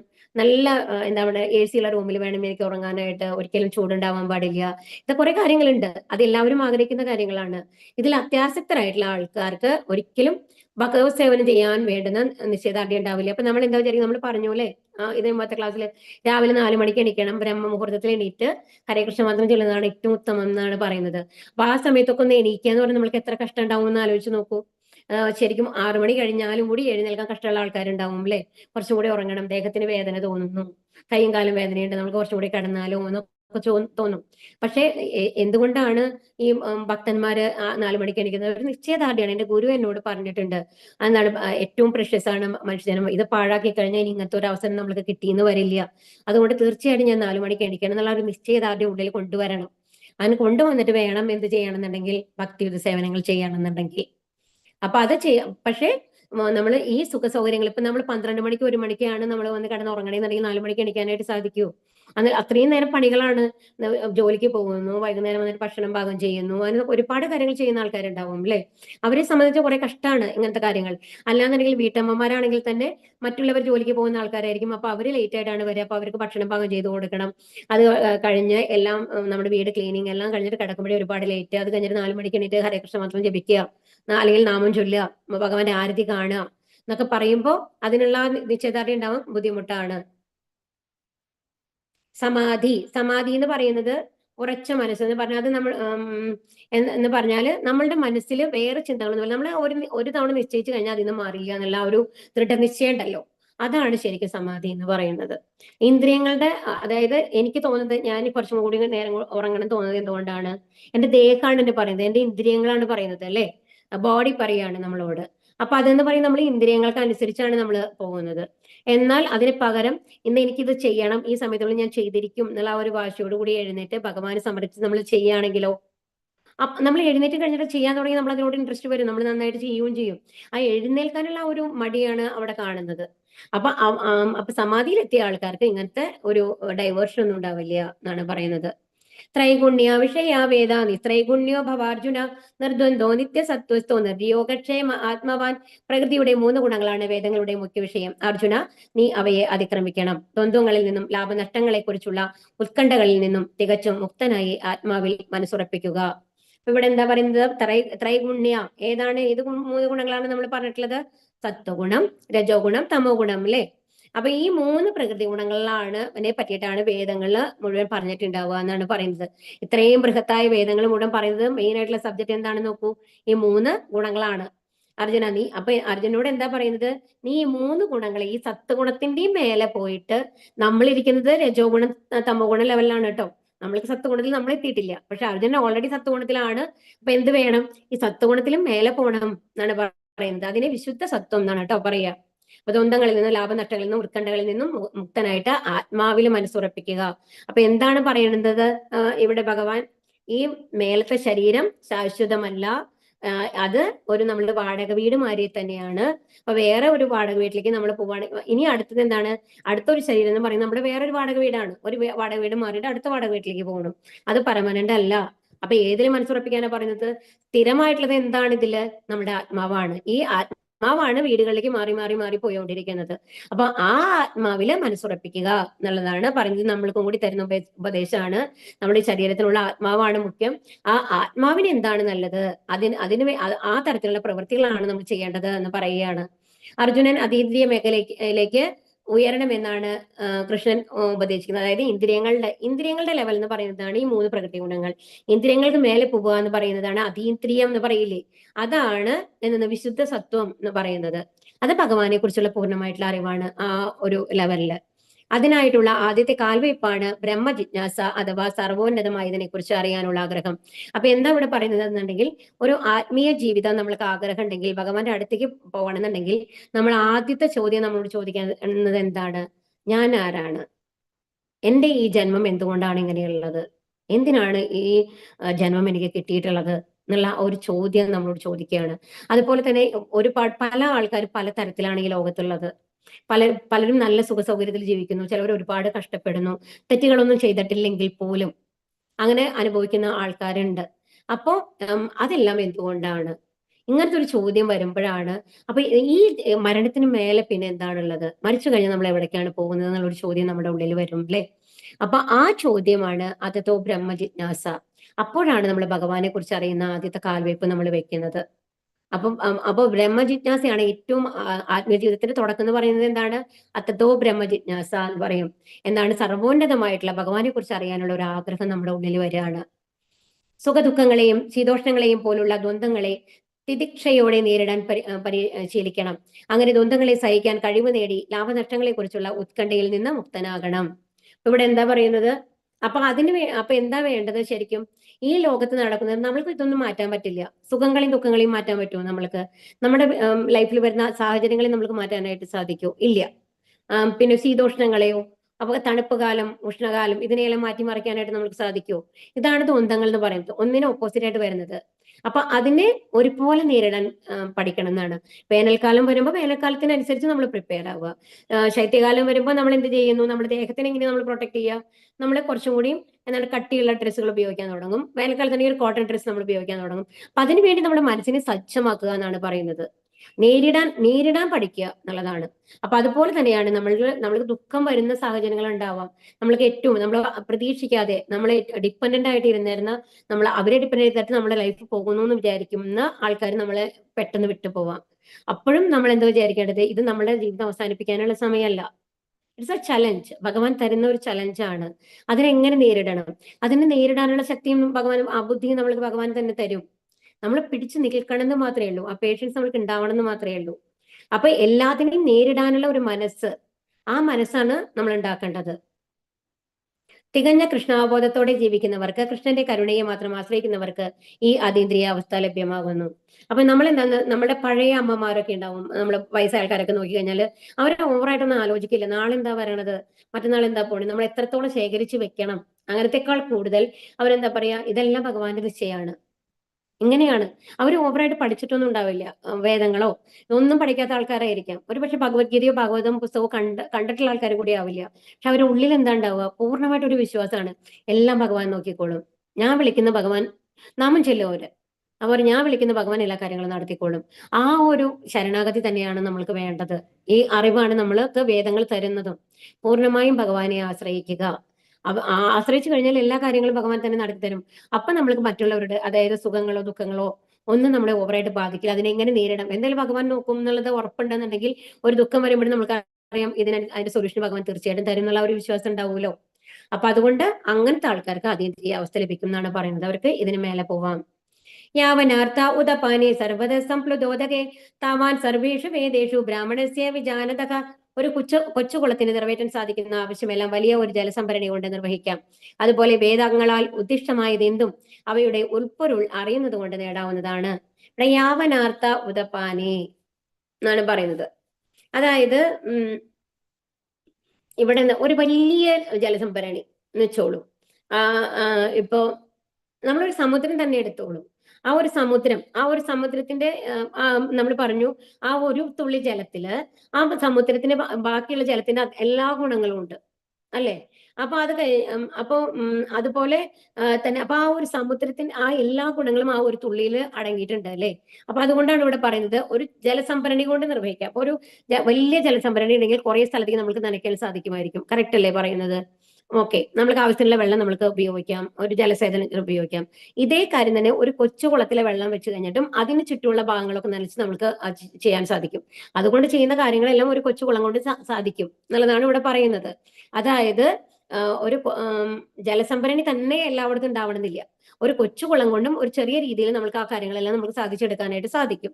അതുപോലെ വേദങ്ങളാൽ ഉദ്ദിഷ്ടമായിരുന്നു. അപ്പൊ ഇവിടെ എന്താ പറയണമെന്നുണ്ടെങ്കിൽ ഒരു വളരെ ഡിഫറെന്റ് ആയിട്ടുള്ള ഒരു മീനിങ് ആണ് ഇവിടെ പറയുന്നത്. ഇപ്പൊ നമ്മൾ ഇത്രയും വേദങ്ങൾ പഠിക്കുന്നു, എല്ലാ വേദങ്ങളും പഠിച്ചു കഴിഞ്ഞിട്ട് നമ്മൾ എന്ത് അറിവാണോ ഉണ്ടാക്കുന്നത്, അതിന്റെ സാരം എന്താണ്? നമ്മൾ ഭഗവാനിൽ നിന്ന് വന്നതാണ്. നമ്മളുടെ ലക്ഷ്യം എന്താണ്? ഭഗവാനിലേക്ക് തിരിച്ചു പോകണം. അതിനെന്ത് നമ്മൾ ചെയ്യണം? ഭക്തിയുടെ സേവനങ്ങൾ ചെയ്യണം. ഇതാണ് നമ്മൾ എല്ലാ വേദങ്ങളും നമ്മൾ അൾട്ടിമേറ്റ് ആയിട്ട് നമ്മളെ പഠിപ്പിക്കുന്നത്. അപ്പൊ ആ വേദങ്ങളിൽ ഉള്ള കാര്യങ്ങൾ ഇത് മുഴുവൻ പഠിച്ച് നമ്മൾ നേടുന്ന വിവരം എന്തുണ്ട്? അതിന് ഉൾപ്പൊരുൾ അറിയുന്നത് കൊണ്ട് നേടാവുന്നതാണ്. അപ്പൊ ഈ മെസ്സേജ് നമ്മൾ പഠിച്ചു കഴിഞ്ഞാൽ തന്നെ ഈ വേദങ്ങൾ മുഴുവൻ പഠിക്കണമെന്ന് ആവശ്യമുണ്ടോ? പിന്നെ ഇല്ല അല്ലെ. അപ്പൊ ആ വേദങ്ങളിൽ പഠിച്ചിട്ടില്ലെങ്കിലും കുഴപ്പമില്ല. അപ്പൊ എന്താണ് ആത്മസാക്ഷാത്കാരം എന്നാൽ കൃഷ്ണനും താനുമായുള്ള ശാശ്വത ബന്ധത്തെയും കുറിച്ച് അറിയുന്നതാണ്. ഭഗവാനെ കുറിച്ചുള്ള ബന്ധം അറിയാനാണ് വേദങ്ങൾ നമ്മളെ പഠിപ്പിക്കുന്നത്. അപ്പൊ വേദങ്ങൾ പഠിക്കാതെ തന്നെ നമ്മളുടെ ലക്ഷ്യം നമ്മൾ എന്താവണം? ഭഗവാൻ നമ്മളുമായിട്ടുള്ള ബന്ധം എന്താണെന്ന് അറിഞ്ഞുകൊണ്ട് ഭഗവാനിൽ എത്താനുള്ള ഒരു ശ്രമമായിരിക്കണം. അപ്പം അതിന് വേദങ്ങൾ പഠിക്കണമെന്നില്ല. അപ്പൊ അതിന് എന്ത് മാർഗമാണ് നമുക്ക് തന്നത്? ഹരേ കൃഷ്ണ മന്ത്രം ജപിക്കുക. ഹരേ കൃഷ്ണ മന്ത്രം ജപിക്കുമ്പോൾ എന്താ ഉണ്ടാവുന്നത്? നമ്മളുടെ ഇതിന് മുമ്പത്തെ ജന്മങ്ങളിലെല്ലാം നമ്മൾ ചെയ്തിട്ടുള്ള പാപങ്ങളും പുണ്യങ്ങളും ഇല്ലാണ്ടാവുന്നു. നമ്മുടെ മനസ്സ് ശുദ്ധീകരിക്കപ്പെടുന്നു. അപ്പൊ നമ്മൾക്ക് എന്തറിയും? ആ ഒരു മറ ഇല്ലാണ്ടാവും. നമ്മളൊരു വോളാണ് ഭഗവാൻ നമ്മൾക്ക് ഇടയിലുള്ളത്. ആ വോളിനെ അങ്ങോട്ട് നീക്കി കഴിഞ്ഞാൽ നമുക്ക് ഭഗവാനെ നേരിട്ട് കാണാൻ സാധിക്കും, നേരിട്ട് സംസാരിക്കാൻ സാധിക്കും അല്ലെ. ആ അവസ്ഥയിലേക്ക് എത്തുക എന്നുള്ളതാണ് ഇവിടെ പറയുന്നത്. അപ്പൊ അത് ഹരേകൃഷ്ണ മന്ത്രം കൊണ്ട് സാധിക്കും, നമ്മൾക്ക് പറഞ്ഞു തന്നിട്ടുണ്ട്. അപ്പൊ ആ ശാശ്വത ബന്ധത്തെ കുറിച്ച് അറിഞ്ഞു കഴിഞ്ഞാല് പിന്നെ ഈ വേദങ്ങൾ മുഴുവൻ പഠിക്കേണ്ട ആവശ്യമുണ്ടോ? ഇല്ല. അപ്പൊ ആ വേദങ്ങൾ മുഴുവൻ പഠിക്കണം എന്ന ആവശ്യമില്ല. നമ്മൾക്ക് എന്താണ് നമ്മൾ അറിയേണ്ടത്? ഭഗവാനെ കുറിച്ചും നമ്മൾ ഭഗവാനുമായിട്ടുള്ള ബന്ധം അറിയുക, ആ ബന്ധത്തിനനുസരിച്ച് നമ്മൾ ആ ബന്ധം തിരിച്ച് എടുക്കാൻ വേണ്ടി നമ്മൾ ശ്രമിക്കുക എന്നുള്ളതാണ്. ഭഗവാൻ നാമജപത്തിൽ പരമാനന്ദം കൊള്ളുന്നവനാണ് ഉത്തമനായ വേദാന്തി. വൈദിക രഹസ്യത്തിന്റെ അന്തിമ ലക്ഷ്യം ഇതാണ്. അപ്പൊ ഇതില് ചൈതന്യ മഹാപ്രഭു ന്റെ അടുത്ത് പ്രകാശാനന്ദ സരസ്വതി എന്ന് പറഞ്ഞ ഒരു ആളുണ്ട്, വലിയ പണ്ഡിതനാണ്. അപ്പൊ പ്രകാശാനന്ദ സരസ്വതി അദ്ദേഹത്തിനോട് പറയും എന്തുകൊണ്ടാണ്, ശരിക്കും പറഞ്ഞാല് ചൈതന്യ മഹാപ്രഭു വലിയ പണ്ഡിതനായിരുന്നു. കേശവ കാശ്മീരി എന്ന് പറഞ്ഞ ഒരാളെയൊക്കെ വളരെ ചെറുപ്പത്തില്, വളരെ ചെറിയ കുട്ടിയായിരിക്കുമ്പോൾ തന്നെ തോൽപ്പിച്ചിട്ടുള്ള ആളാണ് വാദപ്രതിവാദങ്ങളില്. ഓക്കെ, അത്രയും വലിയ പണ്ഡിതനാണ്.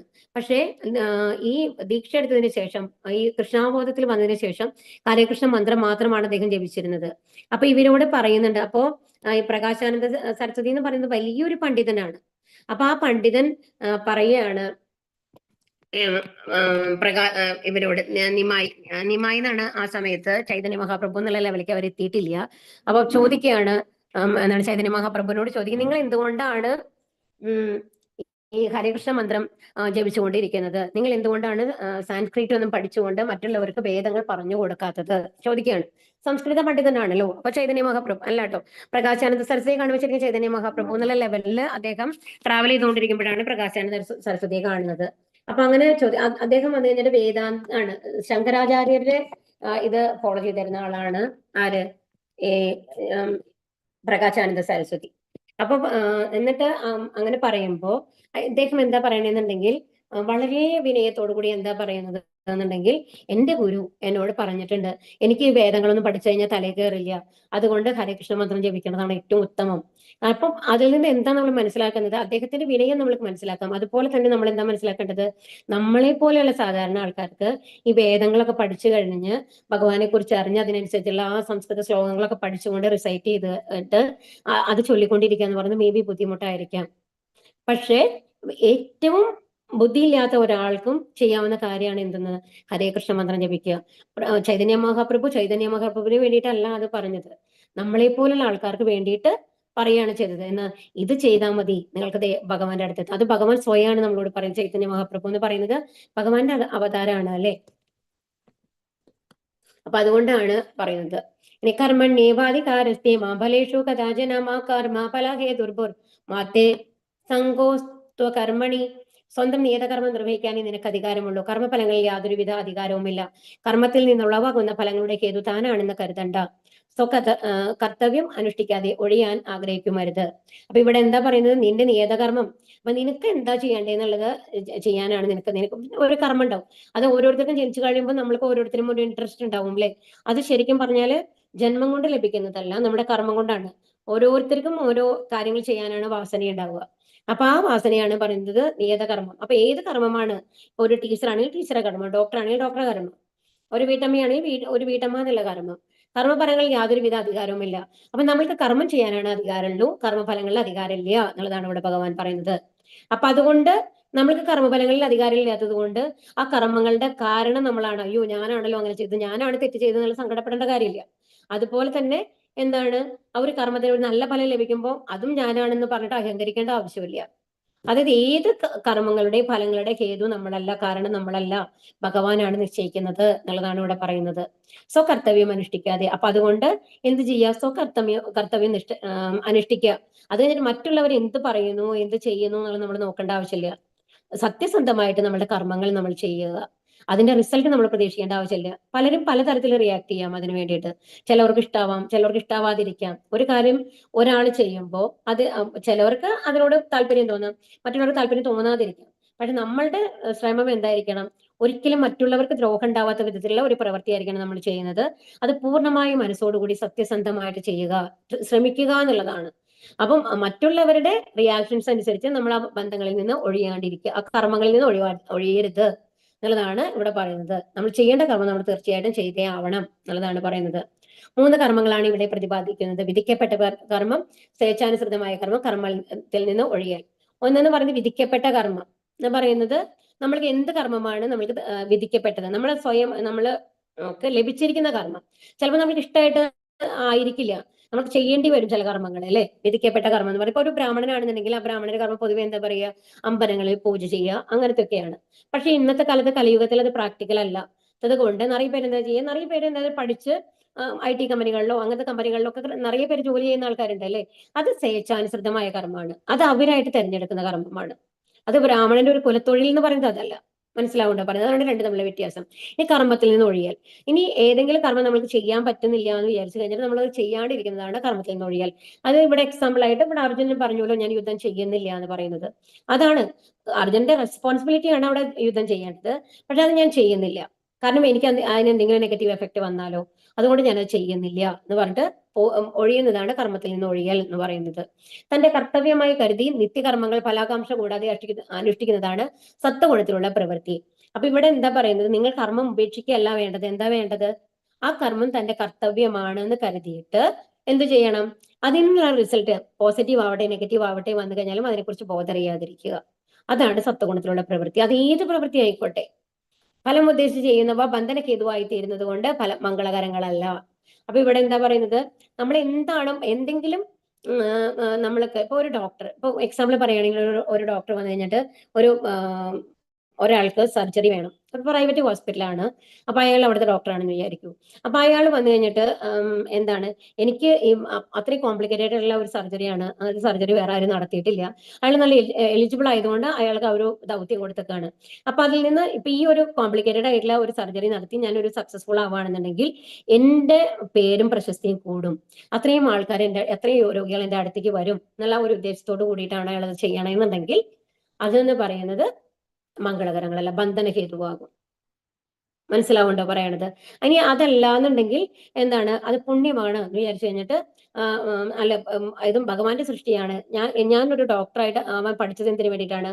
മറ്റുള്ളവരുടെ രോഗങ്ങളിൽ നിന്ന് വിമുക്തനാക്കാൻ വേണ്ടിയിട്ടാണ്. ആ ഒരു ഉദ്ദേശത്തോട് ഇത് മറ്റുള്ളവർക്ക് ദൈവമായിട്ട് എനിക്കൊരു അനുഗ്രഹം തന്നിട്ടുള്ളതാണ്, ഈ അറിവ് എനിക്കുണ്ട്, ആ അറിവ് ഞാൻ വേണ്ട വിധം ഉപയോഗിച്ചുകൊണ്ട് ഒരാളെ രക്ഷപ്പെടുത്തണം എന്നുള്ള മനോഭാവത്തോട് കൂടിയിട്ടാണ് അത് ചെയ്യണമെന്നുണ്ടെങ്കിൽ അവിടെ ബന്ധനങ്ങളില്ല. വിധിക്കപ്പെട്ട കർമ്മങ്ങൾ അനാസക്തിപൂർവ്വം നിർവഹിക്കപ്പെട്ടാൽ അത് ഒരാളെ മുക്തിമാർഗത്തിലേക്ക് എത്തുന്നു. അപ്പൊ ഇങ്ങനെ ആ ഒരു മനോഭാവത്തോട് കൂടിയിട്ട് നന്മ ഉദ്ദേശിച്ചുകൊണ്ട് ചെയ്യുന്ന കർമ്മങ്ങൾക്കൊന്നും നമ്മൾക്ക് എന്ത് കിട്ടില്ല? പുണ്യങ്ങളും കിട്ടില്ല, പാപങ്ങളും കിട്ടില്ല എന്ന് മനസ്സിലാക്കണം. അത് മുക്തിമാർഗത്തിലേക്ക് എത്തും. കാരണം പാപങ്ങളും പുണ്യങ്ങളും ഇല്ലെങ്കിൽ നമുക്ക് ഇവിടേക്ക് വരേണ്ട ആവശ്യമില്ല ഈ ലോകത്തേക്ക്. യോഗസ്ഥ ഗുരു കർമാണി സംഘം തെക്വാ ധനഞ്ജയ സിദ്ധ്യോ സമോ ഭൂത്വ സമത്വം യോഗ ഉച്ചതേ. അല്ലയോ അർജുന, ജയാപജയങ്ങളോടെല്ലാം മമത വെടിഞ്ഞ സമചിത്തതയോടെ നിന്റെ കർത്തവ്യം അനുഷ്ഠിക്കുക. ഈ സമചിത്തതയാണ് യോഗം എന്ന് പറയുന്നത്. അപ്പൊ എന്താ വേണ്ടത്? ജയമാണോ പരാജയമാണോ എന്നുള്ള ആഗ്രഹം ഇല്ലാണ്ട് എല്ലാ പ്രവൃത്തികളും ചെയ്യുക എന്നുള്ളതാണ് ഇവിടെ പറയുന്നത്. സദാ അസ്വസ്ഥങ്ങളായിരിക്കുന്ന ഇന്ദ്രിയങ്ങളെ നിയന്ത്രിക്കുക വഴി മനസ്സിനെ പരമോന്നതയിൽ ഏകീകരിക്കലാണ് യോഗം. കൃഷ്ണന്റെ നിർദ്ദേശങ്ങൾ അനുസരിക്കുക എന്നതാണ് യഥാർത്ഥ യോഗം. ഒന്നുകിൽ കൃഷ്ണന്റെ സേവകനാകുക, അല്ലെങ്കിൽ കൃഷ്ണഭക്തന്മാരുടെ സേവകനാകുക. അതാണ് കൃഷ്ണാബോധത്തോടെ സ്വധർമ്മം നിറവേറ്റാനും യോഗയുക്തനായി പ്രവർത്തിക്കാനുമുള്ള ഒരേ ഒരു വഴി. അപ്പൊ എന്ത് ചെയ്യണം? ഭഗവാന്റെ സേവകനാവുക, അല്ലെങ്കിൽ കൃഷ്ണഭക്തന്മാരുടെ സേവകനാവുക. നമ്മൾക്ക് ഭഗവാന്റെ സേവകനാവുക എന്ന് പറഞ്ഞാൽ ഇപ്പൊ എന്താണ്? കൃഷ്ണഭക്തന്മാരുടെ ഒരു സംഘത്തിലാണെങ്കിൽ അതിൽ നമ്മൾ എന്തെങ്കിലും ചെയ്യുക, ഭഗവാന് വേണ്ടിയിട്ട് അമ്പലത്തിൽ എന്തെങ്കിലും ചെയ്യുക, ഭഗവാന് വേണ്ടി എന്തെങ്കിലും അർച്ചന ചെയ്യുക, അല്ലെങ്കിൽ അതായത് പത്രം പുഷ്പം ഫലം തോയി നമ്മൾ പറഞ്ഞല്ലോ. അതുപോലെ കൃഷ്ണഭക്തന്മാരുടെ സേവകനാവുക, അല്ലെങ്കിൽ കൃഷ്ണഭക്തന്മാരുണ്ടാവും, അപ്പൊ അവരെ നമ്മൾക്ക് സഹായിക്കാം. അതായത് ഇപ്പൊ നമ്മളൊരു ബുക്ക് ഡിസ്ട്രിബ്യൂഷൻ അങ്ങനത്തെ കാര്യങ്ങളൊക്കെ ഉണ്ടല്ലോ, അല്ലെങ്കിൽ ഒരു പ്രസാദം നമ്മൾ വിതരണം ചെയ്യുക, ഇങ്ങനത്തെ കാര്യങ്ങളൊക്കെ നമുക്ക് ചെയ്യാൻ പറ്റുന്ന കാര്യങ്ങളാണല്ലേ ഒരു അമ്പലത്തിൽ പോയിട്ട്. അങ്ങനത്തെ കാര്യങ്ങൾ ചെയ്യാനായിട്ട് സാധിക്കും. അപ്പൊ ഇതാണ് കൃഷ്ണബോധത്തോടെ സ്വധർമ്മം നിറവേറ്റാനും. നമ്മൾ രാമാനുജരെ കഥയിന് മുമ്പ് പറഞ്ഞൂലേ, രാമാനുജരെ എന്താ പറഞ്ഞത്? അവർ മറ്റുള്ളവർക്ക് വേണ്ടിയിട്ട് സ്വയം പാപം ഏറ്റെടുക്കാൻ തയ്യാറായിരുന്നു. അപ്പൊ അതാണ് നമ്മൾ അങ്ങനത്തെ അവരുടെ ഭക്തന്മാരാവുക. ഒരു ശില്പപ്രഭുപാദ സ്വന്തം ജീവിതം എന്താണ് ഭക്തന്മാർക്ക് വേണ്ടി ഒഴിഞ്ഞു വെച്ച ഒരാളായിരുന്നു അല്ലെ. ദൂരേണ കേവലം കർമ്മ ബുദ്ധിയോഗ ധനഞ്ജയ ബുദ്ധൗ ശരണം മന്വിച്ച കൃപണാഫല ഹേതവക. അലയോ ധനഞ്ജയ, ജുഗുപ്സാപകമായ കർമ്മങ്ങളെല്ലാം ഭക്തി സേവനത്താൽ അകറ്റി നിർത്തുക. ആ ബോധത്തോടെ ഭഗവാനെ ശരണം പ്രാപിക്കുക. കർമ്മഫലങ്ങൾ അനുഭവിക്കാൻ ആഗ്രഹിക്കുന്നവർ കൃപണരാണ്. അപ്പൊ എന്ത് വേണം? നമ്മളുടെ അതായത് വല്ലാണ്ട് സ്വാർത്ഥമോഹങ്ങൾ. ഇപ്പൊ നമ്മൾക്ക് ഇപ്പൊ തന്നെ നിങ്ങൾ ഈ ക്ലാസ്സിൽ ഇരിക്കുമ്പോൾ തോന്നും നമ്മൾ കുറെ കാര്യങ്ങളൊക്കെ ചെയ്യുന്നത് അത് വേണോ വേണ്ടയോ എന്നുള്ള ഒരു സംശയം നമുക്ക് വരാൻ തുടങ്ങും. ശരിക്കും ഇത്രയും ആഗ്രഹം ആവശ്യമാണോ? ഇപ്പൊ എന്തെങ്കിലും ഭൗതികമായിട്ടുള്ള കാര്യങ്ങൾക്ക് ഒരു ഓർണമെന്റ്സിന് വേണ്ടോ ഡ്രസ്സിന് വേണ്ടിയിട്ടുള്ള ഒക്കെ ഓവറായിട്ടുള്ള ആഗ്രഹങ്ങൾ, അത്രയും വില പിടിച്ച സാധനങ്ങൾ വേണം ഉള്ള ആഗ്രഹങ്ങൾ. അപ്പോൾ അതുപോലെ തന്നെ മറ്റുള്ളവർക്ക് ദുഃഖമുണ്ടാക്കുന്ന രീതിയിൽ നമ്മൾ ക്രിറ്റിസിസം എന്നുള്ളതാണ് മെയിൻ ആയിട്ട്. മറ്റുള്ളവരെ എന്താ പറയാ, എന്തെങ്കിലും ചെറുതായ കാര്യങ്ങൾ വരുമ്പോഴത്തേനും എന്താ അങ്ങനെ ചെയ്യാണ്, ഇത്ര കാലമായിട്ടും പഠിച്ചില്ലേ, ഇത്ര വലിയ വലുതായില്ലേ എന്നൊക്കെ പറഞ്ഞിട്ട് മക്കളെ ആണെങ്കിലും നമ്മൾ ചെയ്യുന്ന രീതികൾ, ആ ജുഗുപ്സാവഹമായിട്ടുള്ള കർമ്മങ്ങളൊക്കെ ഭക്തി അപ്പൊ എന്ത് ചെയ്യണം? അപ്പം അങ്ങനത്തെ ദേഷ്യങ്ങളൊക്കെ നമ്മൾ അകറ്റി നിർത്തണമെങ്കിൽ എന്ത് ചെയ്യണം? ഭക്തിയുടെ സേവനങ്ങൾ ചെയ്യണം. അപ്പോൾ ഓട്ടോമാറ്റിക് ആയിട്ട് നമ്മുടെ ഉള്ളിൽ നിന്നല്ല അങ്ങനത്തെ ഇത് നമ്മൾ കുറയും എന്നാണ് ഇവിടെ പറയുന്നത്. അപ്പൊ എന്ത് ചെയ്യണം? ഭഗവാനെ ശരണം പ്രാപിക്കുക. തന്റെ മൂലസ്വരൂപം ഭഗവാന്റെ നിത്യദാസ്യമാണെന്ന് മനസ്സിലാക്കിയവർ കൃഷ്ണാവബോധത്തോടെയുള്ള കർമ്മത്തിൽ മാത്രം ഏർപ്പെടുന്നു. ഭക്തിയുടെ സേവനമാണ് ജീവാത്മാക്കളുടെ ശരിയായ പ്രവർത്തന പദം. കൃഷ്ണാവബോധ പ്രവർത്തനത്തിലൂടെ സർവശക്തികൾ ഉപയോഗിക്കുന്നവർക്ക് ജീവിത വിജയം തീർച്ചയായിട്ടും കൈവരും. അപ്പൊ എന്താ വേണ്ടത്? എല്ലാം നമ്മളുടെ മനസ്സ്, ബുദ്ധി എല്ലാം എന്തിനു വേണ്ടി സമർപ്പിക്കുക? ഭഗവാന്റെ പ്രവർത്തനങ്ങൾക്ക് വേണ്ടിയിട്ട്, ഭഗവാനുമായി ബന്ധപ്പെട്ട പ്രവർത്തനങ്ങൾക്ക് വേണ്ടിയിട്ട്. അതിന്റെ അർത്ഥം എന്ന് പറയുന്നത് എല്ലാ ദിവസവും അമ്പലത്തിൽ പോയിട്ട് അമ്പലത്തിലെ കാര്യങ്ങൾ മാത്രം ചെയ്തുകൊണ്ടിരിക്കുക എന്നുള്ളതല്ല. നമ്മൾ എന്ത് പ്രവൃത്തി ചെയ്യുമ്പോഴും നമ്മൾക്ക് ഈ പൊസിഷൻ തന്നിട്ടുള്ളത് ആരാണ്? ഭഗവാനാണ്. ഈ അമ്മയുടെയും അച്ഛനെയും മകനായിട്ട് ജനിക്കാനുള്ള ആ ഒരു തന്നിട്ടുള്ളത് ഭഗവാനാണല്ലേ. അപ്പൊ ആ ഒരു ഡ്യൂട്ടി നമ്മൾ ചെയ്യുക. ഭഗവാനെ സംബന്ധിച്ച് അങ്ങ് എനിക്ക് തന്നിട്ടുള്ള ഒരു സാഹചര്യങ്ങളാണ്, അതിനനുസരിച്ച് ഞാൻ എല്ലാം അങ്ങേക്ക് സമർപ്പിക്കുന്നു, ഭഗവാനെ സമർപ്പിക്കുന്നു എന്നുള്ള ബോധത്തോട് കൂടിയിട്ട് എല്ലാ പ്രവൃത്തിയും ചെയ്യുക. അപ്പൊ തീർച്ചയായിട്ടും ജീവിത വിജയം തീർച്ചയായിട്ടും ഉണ്ടാവും. ബുദ്ധിയുക്തോജഹാദീഹ ഉഭേ സുകൃത ദുഷ്കൃതേ തസ്മാത് യോഗായ യുജ്യസ്വ യോഗ കർമ്മസു കൗശലം. ഭക്തിഭരിതമായ സേവനത്തിൽ ഏർപ്പെടുന്നവന് ഇഹലോകത്തിൽ തന്നെ നല്ലതും ചിതയുമായ കർമ്മങ്ങളിൽ നിന്ന് മുക്തനാകാം. അതിനാൽ യോഗത്തിനായി യത്നിക്കുക. അല്ലയോ അർജുന, കർമ്മകുശലതയാണ് യോഗം. അപ്പൊ യോഗം എന്ന് പറയുന്നത് എന്താണ്? കർമ്മകുശലത എന്ന് പറഞ്ഞ എന്ത് കർമ്മങ്ങളാണ് ചെയ്യേണ്ടതെന്ന് തിരഞ്ഞെടുക്കാനുള്ള സാമർഥ്യം, അതാണ് ഇവിടെ ഉദ്ദേശിക്കുന്നത്. അതാണ് അപ്പൊ എന്താ പറഞ്ഞത്? ഭക്തിഭരിതമായിട്ടുള്ള സേവനങ്ങൾ, അതായത് എല്ലാത്തിലും ഭഗവാനെ കൊണ്ടുവരിക. ഏത് പ്രവൃത്തി ചെയ്തു കഴിഞ്ഞാലും നമ്മൾ എന്ത് വാങ്ങിക്കൊണ്ട് വന്നു കഴിഞ്ഞാലും അത് ഭഗവാന് സമർപ്പിക്കുക. അപ്പൊ ഭഗവാനെ സമർപ്പിച്ചിട്ട് നമ്മൾ അത് ഉപയോഗിക്കുക. എന്താ അവിടെ നമ്മൾക്കൊരു മന്ത്ലി നമുക്കൊരു ഇൻകം ലഭിക്കുന്നതാണെന്നുണ്ടെങ്കിലും ശരി, അത് ഭഗവാനെ സമർപ്പിച്ചിട്ട് നമ്മൾ ഉപയോഗിക്കുക. അതിനെല്ലാം അങ്ങനെ ഓരോ കാര്യങ്ങളും നല്ലതും ചീത്തയുള്ള ഏത് കർമ്മങ്ങളിൽ നിന്നും അപ്പൊ അതിൽ നിന്ന് മുക്തനാവാന്നാണ് പറയുന്നത്. അപ്പൊ ഭഗവാനെ സമർപ്പിച്ചു കഴിഞ്ഞിട്ട് അത് ആ പണം ഉപയോഗിച്ച് നമ്മൾ ചെയ്യുന്ന കാര്യങ്ങൾ ഒരിക്കലും തെറ്റിലേക്ക് പോവില്ല. കാരണം ഭഗവാന്റെയാണത്. ഭഗവാൻ ഒരിക്കലും അതിന് സമ്മതിക്കില്ല അല്ലെ. നമ്മളെല്ലാം ഭഗവാനെ സമർപ്പിച്ചു കഴിഞ്ഞു. അപ്പൊ ആ ഒരു ഭഗവാനുമായിട്ടുള്ള ഒരു കണക്ഷന് വേണ്ടി ശ്രമിക്കുക എന്നാണ് അവിടെ പറയുന്നത്.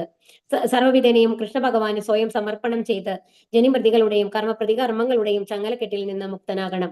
കർമ്മഫലങ്ങളുടെ ശുദ്ധീകരണത്തിന് ഉതകുന്ന കൃഷ്ണാവബോധത്തോടെ പ്രവർത്തിക്കുവാൻ അർജുനനെ ഭഗവാൻ ഉപദേശിക്കുന്നു.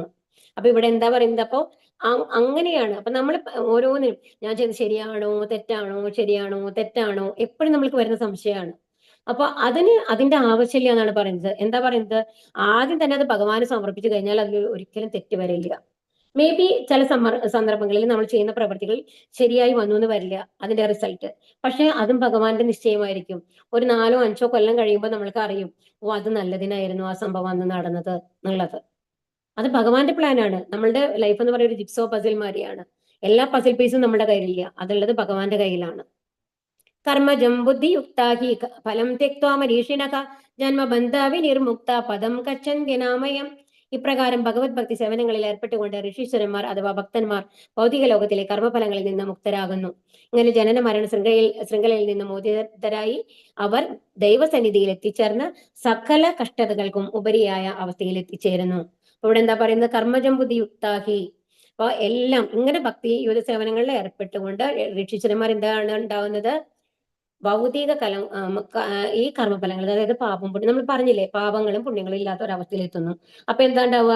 നമുക്ക് ഭഗവത്ധാമത്തിലേക്ക് പോകാനായിട്ട് സാധിക്കും. ജനന മരണ ശൃംഖലയിൽ നിന്ന് മോചനവും ഈ ആ സൈക്കിളിൽ നിന്ന് അവരാ കണ്ണി വേർപ്പെടുത്തിക്കൊണ്ട് അവരെവിടേക്ക് എത്തും? ആത്മീയ ലോകത്തെത്തും. എന്നിട്ട് എല്ലാ കഷ്ടങ്ങൾക്കും മേലെയുള്ള ശാശ്വത പരമാനന്ദമായിട്ടുള്ള ഒരവസ്ഥയിലെത്തും. യഥാ മോഹകലിലം ബുദ്ധിർവ്യതിതരിഷ്യതി തഥാ ഗന്ധാസിന്തർവേദം ശ്രോതവ്യസ്യ ശ്രുതസ്യ ച. ബുദ്ധി വ്യാമോഹമാകുന്ന നിബിഡവാനത്തെ പിന്നിട്ട് കഴിയുമ്പോൾ കേട്ടതിനെ കുറിച്ചും കേൾക്കേണ്ടതിനെ കുറിച്ചും നീ ഉദാസീനനായി തീരും. ശ്രുതി വിപ്രതിപന്നാതേ യഥാസ്യാസ്യതി നിശ്ചല സമാധാവജല ബുദ്ധി തഥാ യോഗമവാപ്സ്യസി. അപ്പോൾ നിന്റെ മനസ്സ് വേദങ്ങളുടെ അലങ്കൃത വാക്യങ്ങൾക്ക് വശപ്പെടാതെ ആത്മസാക്ഷാത്കാരത്തിനായി ഉറച്ചു നിൽക്കുന്നുവോ? എപ്പോൾ നിന്റെ മനസ്സ് അപ്പോൾ നീ ദിവ്യാവബോധം കൈവരിച്ച കഴിഞ്ഞവനാകുന്നു. അപ്പൊ ഇവിടെ എന്താ പറയുന്നത്? അപ്പൊ വേദങ്ങളിലെ ആദ്യത്തെ ഭാഗത്ത് പറഞ്ഞിട്ടുണ്ടെന്ന് പറഞ്ഞു അല്ലെ, കുറെ കാര്യങ്ങൾ നമ്മൾക്ക് ആ പണം സമ്പാദിക്കാൻ ഇങ്ങനെ ലൈഫിൽ വലുതാവാൻ അങ്ങനെ കുറെ പൂജകൾ കർമ്മങ്ങളൊക്കെയാണ് അതിൽ പറഞ്ഞിട്ടുള്ളത്. അതിലൊന്നും പെടാണ്ട് അതിന് മേലുള്ള ലക്ഷ്യം എന്താണ്? പരമാനന്ദാണ് അല്ലെ. നമ്മൾക്ക് 50 കൊല്ലത്തേക്ക് നിങ്ങൾക്ക് സൂചിക്കാം. ആദ്യം നമുക്ക് ഓപ്ഷൻ തന്നെ 10 കൊല്ലത്തേക്ക് നിങ്ങൾ സൂചിച്ച് താമസിക്കാം, അത് കഴിഞ്ഞ ദുഃഖങ്ങൾ ഉണ്ടാവും എന്നുള്ളതൊരു ഓപ്ഷൻ. രണ്ടാമത് 50 കൊല്ലം, അത് കഴിഞ്ഞ 75 കൊല്ലം, അത് കഴിഞ്ഞ പരമാനന്ദ സുഖമാണ് നിങ്ങൾക്ക്. 4 ഓപ്ഷൻ തന്നെ. ഇത് ഏത് വേണമെങ്കിൽ നിങ്ങൾക്ക് തരാന്ന് പറഞ്ഞാൽ നമ്മൾ ഏത് ഓപ്ഷൻ എടുക്കുക? എപ്പോഴും സുഖിക്കുന്ന ഒരു ഓപ്ഷനല്ലേ നമ്മൾ എടുക്കുക. ആ ഓപ്ഷനാണ് നമ്മളോട് എടുക്കാൻ പറയുന്നത് ഇവിടെ. അപ്പൊ എന്താ പറയുന്നത്? അതിന് മേലെ ഭഗവാന്റെ നാമമാണ് നമ്മൾക്ക് ശാശ്വതമായ സമാധാനവും സന്തോഷവും തരുന്നത്. അപ്പൊ ആ നമ്മളെ എന്നുള്ളതാണ് ഇവിടെ പറയുന്നത്. അപ്പൊ അതിനു വേണ്ടിയുള്ള ശ്രമമാണ് നമ്മൾ നടത്തേണ്ടത്. സ്ഥിതപ്രജ്ഞസ്യ കാ ഭാഷ സമാധിസ്ഥസ്യ കേശവ കിം പ്രഭാഷേത കിമാസീതേ വ്രജേത കിം. അർജുനൻ ചോദിച്ചു, അല്ലയോ കൃഷ്ണ, ദിവ്യാവബോധ സ്ഥിതനായ വ്യക്തിയുടെ ലക്ഷണങ്ങൾ എന്തെല്ലാം? അദ്ദേഹത്തിന്റെ ഭാഷ എന്ത്? സംസാരവും ഇരിപ്പും നടപ്പും എങ്ങനെയായിരിക്കും? അപ്പൊ ഇവിടെ എന്താ പറയുക? സ്ഥിതപ്രജ്ഞസ്യ കാ ഭാഷ. അപ്പൊ ഇവിടെ എന്താ പറയുന്നത്? സ്ഥിതപ്രജ്ഞന്റെ സ്ഥിതപ്രജ്ഞ എന്ന് പറയുന്നത് ആരാണ്? സ്ഥിതപ്രജ്ഞ എന്ന് പറഞ്ഞ എന്താണ്? ആ വാക്കിന്റെ അർത്ഥം തന്നെ നമുക്കറിയാം അല്ലെ. സ്ഥിരമായ ബുദ്ധിയോടുകൂടിയവൻ. പ്രജ്ഞ എന്ന് പറഞ്ഞ ബുദ്ധി. അപ്പൊ അങ്ങനത്തെ ഒരാളുടെ അവസ്ഥ എന്താണ്? അതായത് ഒരു ശുദ്ധ ഭഗവത് ഭക്തന്റെ ലക്ഷണങ്ങൾ എന്തൊക്കെയാണ് എന്നുള്ളതാണ് ചോദിക്കുന്നത്. കാരണം ഒരു ശുദ്ധ ഭഗവത് ഭക്തന് മാത്രമാണ് എപ്പോൾ സ്ഥിരമായിട്ട് ബുദ്ധി ഉണ്ടാവുള്ളൂ. കാരണം ദുഃഖങ്ങളിൽ സങ്കടപ്പെടാതിരിക്കുക, സുഖങ്ങളിൽ ഓവറായിട്ട് ആഹ്ലാദിക്കാതിരിക്കുക, അതുപോലെ തണുപ്പായാലും ചൂടായാലും ഒരേപോലെ കാണാൻ സാധിക്കുക, എല്ലാവരെയും ഒരേ ബുദ്ധി എന്താണ് എല്ലാവരും ഒരേ ബുദ്ധിയോടുകൂടി, അതായത് ഒരു നായയും പട്ടിയും പൂച്ചയും എല്ലാവരെയും ഒരേപോലെ കാണാനായിട്ട് സാധിക്കുക. ഇതെല്ലാം ആർക്കാണ് സാധിക്കുക? ഒരു ശുദ്ധഭക്തന് മാത്രമാണ് സാധിക്കുള്ളൂ അല്ലെ. എന്താണ് പറയാ, തന്റെ മക്കളെയും അപ്പുറത്തെ വീട്ടിലത്തെ മക്കളെയും ഒരേപോലെ കാണാനായിട്ട് നമ്മളെ കൊണ്ട് സാധിക്കൂ? എന്തായാലും നമ്മുടെ മക്കളോടൊരു ചായവ് കൂടുതൽ ഉണ്ടാവും അല്ലെ. അപ്പൊ ആ ഒരു അവസ്ഥ വരണമെന്നുണ്ടെങ്കിൽ അയാൾ ശുദ്ധഭക്തനായിരിക്കണം. അപ്പൊ ഒരു ശുദ്ധഭക്തന്റെ എന്താണ് ലക്ഷണങ്ങൾ എന്നാണ് ചോദിക്കുന്നത്. പ്രജാഹാദീയതാ കാമാൻ സർവാൻ പാർത്ഥ മനോഗതാൻ ആത്മന്യേവാത്മനാ തുഷ്ട സ്ഥിതപ്രജ്ഞസ്തദോച്യതേ. ശ്രീ ഭഗവാൻ പറഞ്ഞു, ഹേ പാർത്ഥ, മനക്കൽപ്പിതങ്ങളായ ഉണ്ടാകുന്ന നാനാവിധങ്ങളായ ഐന്ദ്രിയ കാംക്ഷകളെ ത്യജിക്കുന്നതോടൊപ്പം മനസ്സ് ശുദ്ധീകരിക്കപ്പെടുകയും ആത്മാവിൽ തന്നെ സംതൃപ്തി കൊള്ളുകയും ചെയ്യുമ്പോൾ ഒരാൾ സ്ഥിതപ്രജ്ഞ എന്ന് പറയപ്പെടുന്നു. ഇവിടെ എന്താ പറയുന്നത്? നമ്മൾ ഭൗതിക ആഗ്രഹങ്ങൾ ഉണ്ടാവില്ല. നമ്മുടെ ഉള്ളിൽ ഇങ്ങനെ കുറെ കാര്യങ്ങൾ ഇങ്ങനെ ചിന്തിച്ച് നമ്മളിങ്ങനെ ആഗ്രഹങ്ങൾ ഉണ്ടാക്കും. അങ്ങനത്തതൊന്നും അവർക്ക് ഉണ്ടാവില്ല. അപ്പൊ അവർക്ക് ഇന്ദ്രിയ വിഷയങ്ങളിലുള്ള ഇത് കുറവായിരിക്കും പൊതുവെ. അതാണ് പറയുന്നത്. നമ്മുടെ ഇത് പറയുന്നുണ്ടല്ലോ, നല്ല വീട്, നല്ല ജോലി, അങ്ങനത്തെ കുറെ കാര്യങ്ങളുണ്ടല്ലോ. അങ്ങനത്തെ കാര്യങ്ങളോടൊന്നും അവർക്ക് ഓവറായിട്ട് ആഗ്രഹം ഉണ്ടാവില്ല.